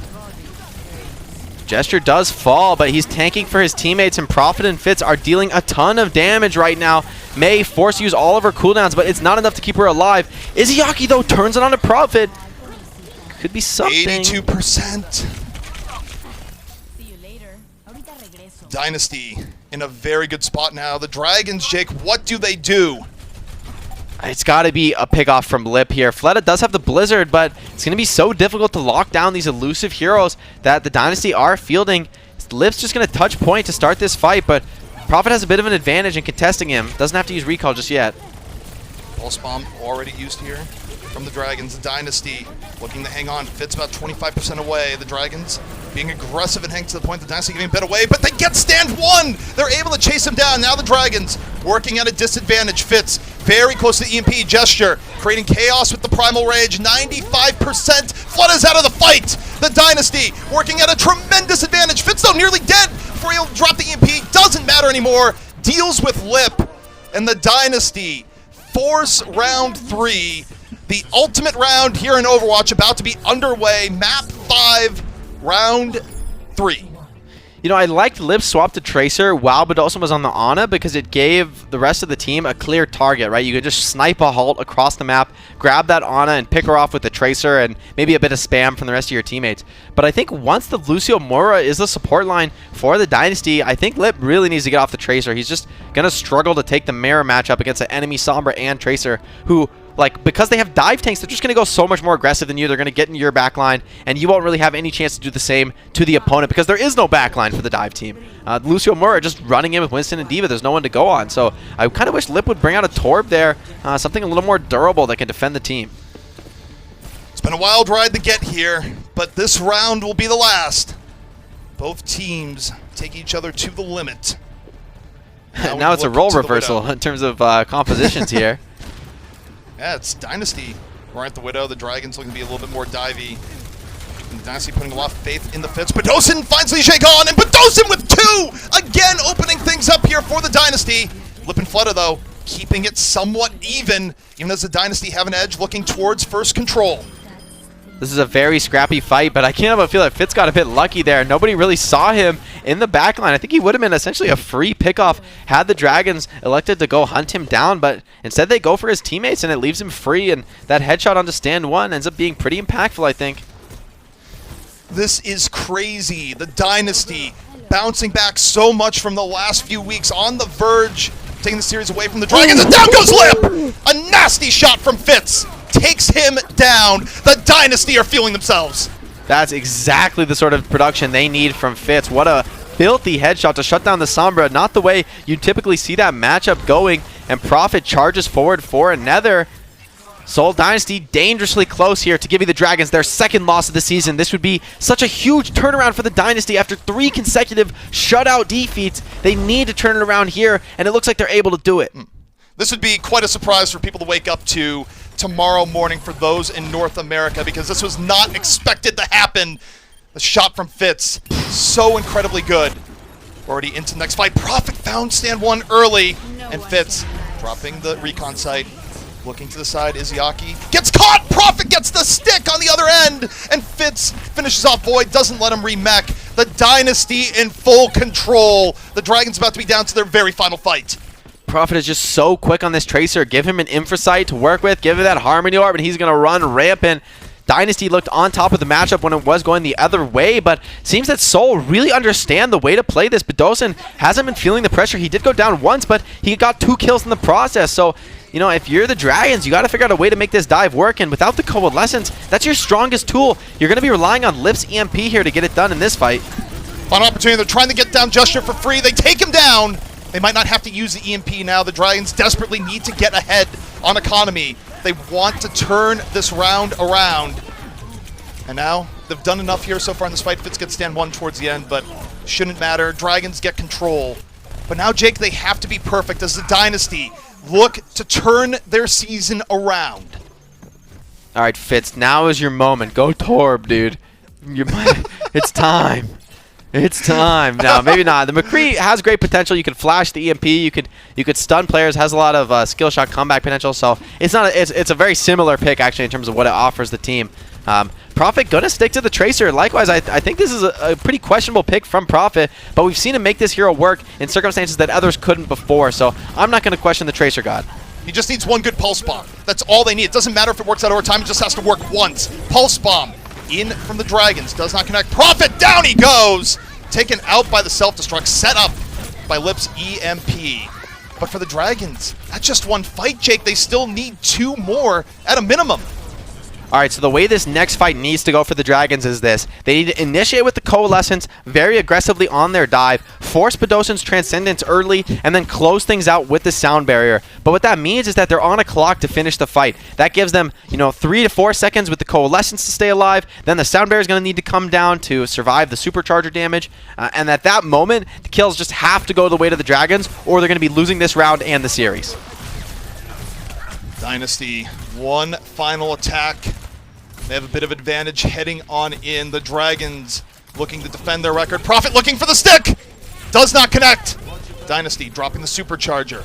Forcing the Dragons back. Looking for progress here on the point. Let him on the back. Izyaki's down! Prophet able to find him! The Dynasty well on their way. The Dragons losing presence, losing players. And can you believe it? The Dynasty turn things around. They defeat the Dragons 3-2. That is wild. Lijiang gone. He never saw it coming. Toby with the Supercharger and the Amplification Matrix. Batista's who's the DPS now, absolutely crushing that Lucio before he has any chance to get the Sound Barrier off. And that's what ultimately secures Seoul this round, the map, and the series. What a turnaround for this team. Going down 3 consecutive losses, all 3-0s. I know we've said this a lot, but this takes a ton of mental fortitude. It's so punishing to be a player in that position, to be feeling like, wow, we're just falling apart. We don't have what it takes to be a top team anymore. And then you go up against the best team in your region, bar none. I don't think there's any more argument about that regarding the Dragons. And you take it the win in Map 5 nonetheless. So really insane stuff from the Seoul Dynasty. Fans got to be proud of them for this one. Let me just say hello to everyone watching off the VOD. Yeah, we were surprised too.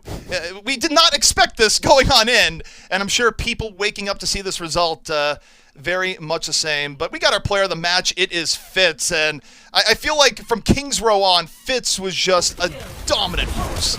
And King's Row was the moment where it felt like Seoul Dynasty really woke up, really turned on rage mode, popping off there, especially Fitz. You've got to give it to him. Think about all those fights they won. The ending second point on the attack round, Fitz picks off Fleta to stymie the flank push by Fleta and Boyd. That was actually starting to look successful there. Fleta goes down by a headshot, and the fight goes Seoul's way. And it feels like that story just repeated itself over and over and over again there on King's Row. Fitz's Hangzhou, just disgusting. Even in fights they didn't win, Fitz was still coming up huge. Whether dragon strikes or flanking headshots, picking off backliners, he really performed well on the Hangzhou. And then even on the Widow in a really rough matchup for Widow. I mean, Tracer Sombra with Wrecking Ball, Lucio Moira D.Va. I mean, like, that is like the optimal anti-Widowmaker comp. And somehow Fitz is still finding headshots on Sombras, still picking off tanks in the mid-fight. So just a superstar player here for the Seoul Dynasty.